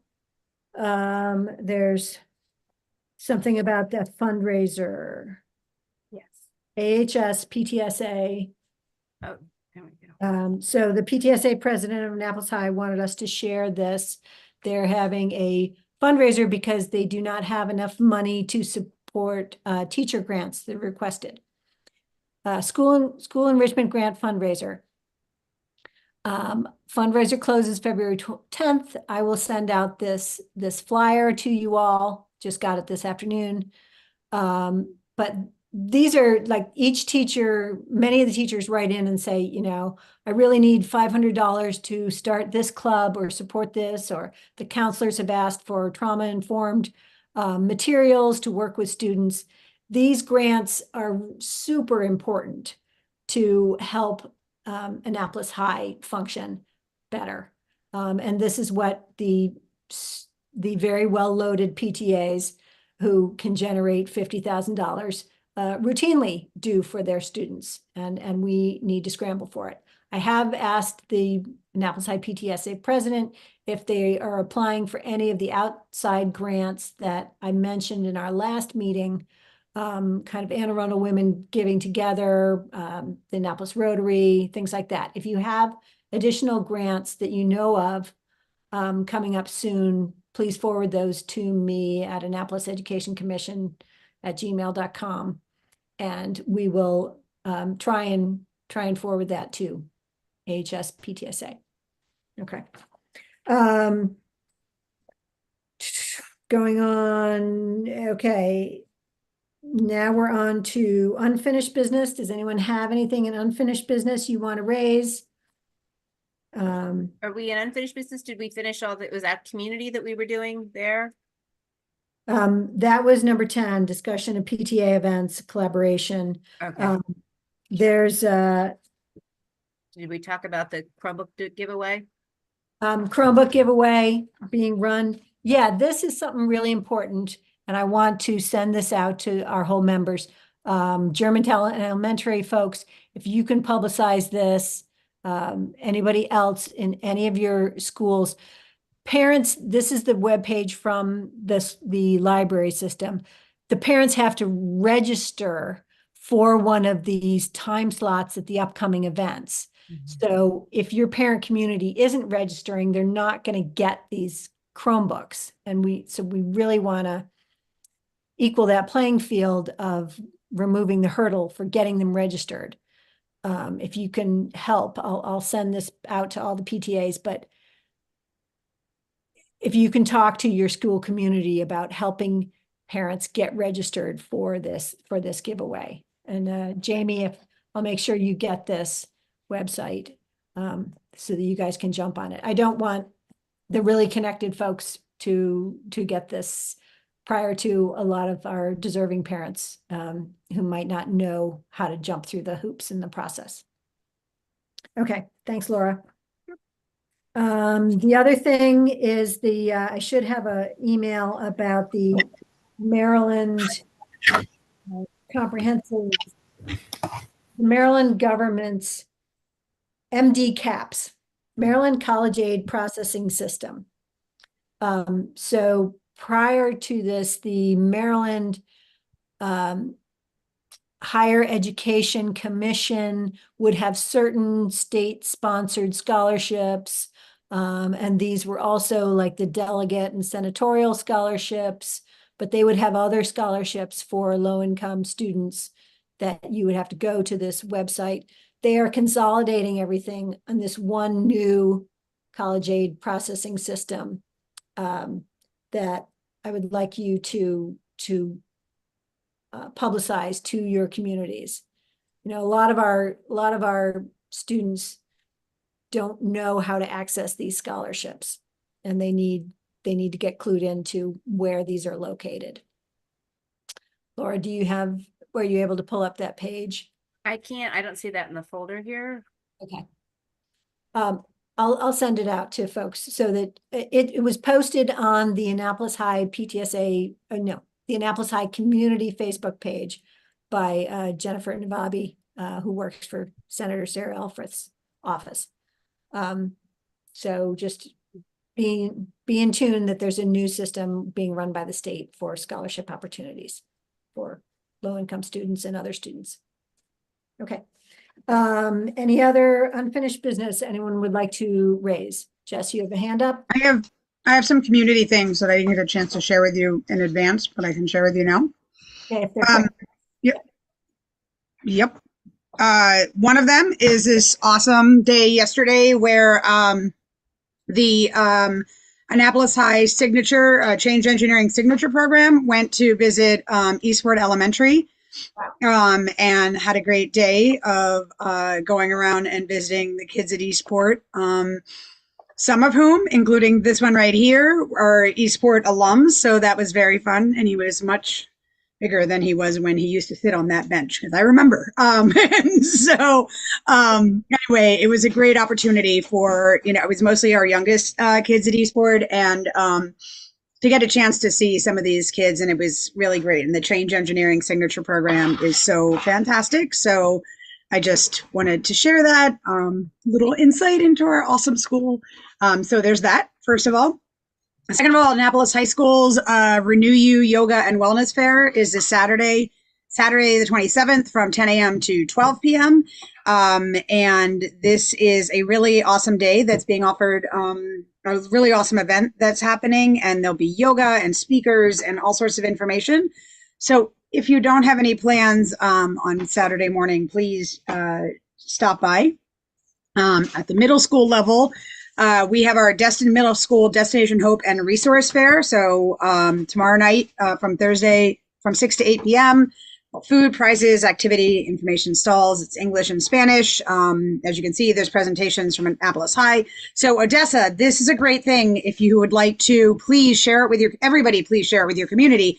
But this is a perfect option to see all of the different things that are available. AHI is going to be there. Cat South is going to be there. The community college is going to be there talking about the dual programs.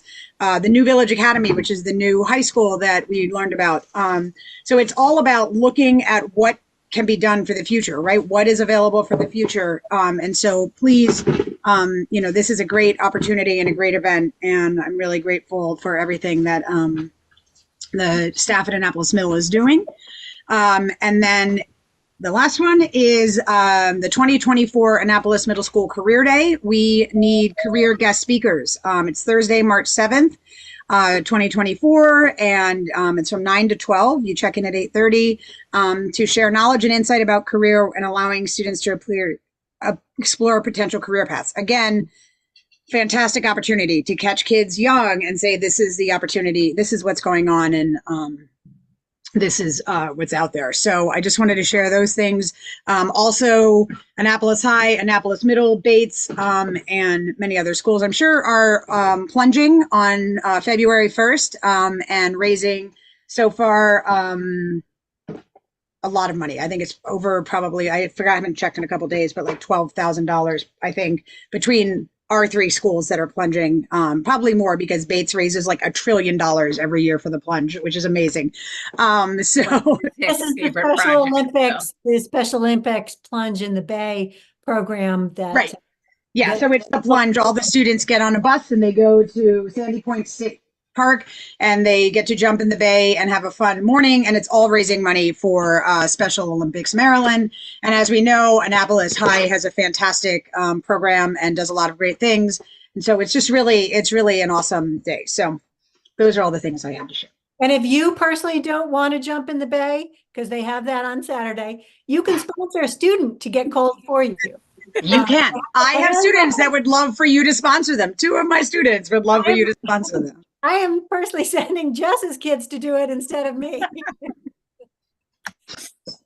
It's awesome. So that's all I have to say. If anyone has any questions about any of these, I'll send the poster or the things to you, Janet, so you can send them out. But they are also on the Annapolis Middle School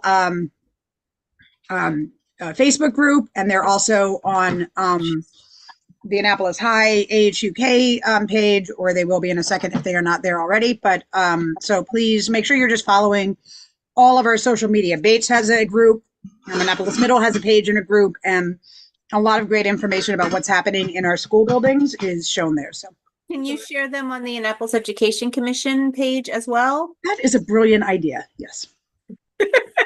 Not on your list of 400 things to do. Yes. Thank you, Jess. Those are awesome programs to highlight. Thank you so much. I appreciate hearing those. We got one more community event that was in there, Janet, is the teen night over at the Pitt Moyer. Yes. The rescheduled from the snowstorm. Right. Friday. Spread this to all your communities, ages 13 to 18. They're really putting on an amazing, they have the flyer in Spanish and English, putting on a really fun sounding event this Friday. So please let people know about it. They have transportation. If you sign up, there's a sign up form and permission slip. Permission slip. Yep. Free transportation with permission slip. Yep. That's the transportation. So thank you to the city for doing this to give our students fun, positive nights out. Absolutely. Okay, so now I'm going to move and just ask, is there any unfinished business that we would like to mention and make sure I include in next month's agenda? Okay. Can you hear me? Yes. Thank you, Odessa. Yeah. Oh, okay. Well, I apologize. I have to find out what's going on with Verizon. I think it's Verizon, really. But for my sound problem that I had earlier. Uh-huh. But can we go back over Yes. Can we go back over the information that you sent out in the last meeting about how many students in Annapolis are participating in these magnet programs and things like that? Sure, I will dedicate a longer period to that. I don't think we'll have as many Yeah. presentations, so we can dedicate a longer period to discussing that. Yes. And the gentleman that was from the city, he was talking about how many students are in each school. Is that what he was saying, talking about? Yes, and by next month, he will have that done. So his job responsibility is to compile the data from AACPS to determine whether each school district, each particular district is open or closed for development within the city of Annapolis. So he will have done his analysis by next month, and we can bring that up and follow up on it. Yeah. All right. And Jess, thanks for all those nice programs you have going on at Annapolis Middle. They seem pretty good, but I don't go out at night. I don't drive We're very much at well, night. the career day is during the day. We're very lucky, being a community school. We have Amy Beller is fantastic, and she's been putting together a lot of things. We're very lucky to have a very talented and fantastic staff. So. Sounds good. Sounds good. Okay. Many talented social workers. Thank you, Odessa. I'll put those on. Uh-huh. Okay, so then new business that you would like me to raise for next, any new business you'd like me to put on the agenda for next month? Jess? I'd like to discuss communications within the school system. We've had I know I've heard that there's a new communication program that's coming out, but we've had a few issues recently where programs have been communicated through only one, through only one method of communication, like something's been sent out only through emails. And so therefore anybody who doesn't check, we have a lot of families that don't use email, so they don't have so they weren't able to participate in a program. It's all about how the Connect Ed works and just how it goes out there. So, just what can be done about that. Okay. And then, so that's. Okay, and I'll follow up with you on if there's a certain person we want to include in that presentation discussion. Enid, do you have a new business you'd like to add to next? Yes, if you would like for me, if we could get together and maybe talk about having Mr. Thornell? Yes. Yes. Great, I will. Thank you. Thornell Jones, right? Yep. Okay, I'm writing that down. Thank you. All right. So thank you for your time. It's 8:19. So I value your time and all your input. Thank you guys for everything you're doing for the school system, and continue to stay safe. And please respond to my emails throughout the month. I get lonely when I send something out and I don't hear anything. So even if my military kids have trained me that they will even say, copy, mom. I heard what you said. So even just like a received, or, received, will read later, whatever, to let me know you're receiving things and you want to bring something up.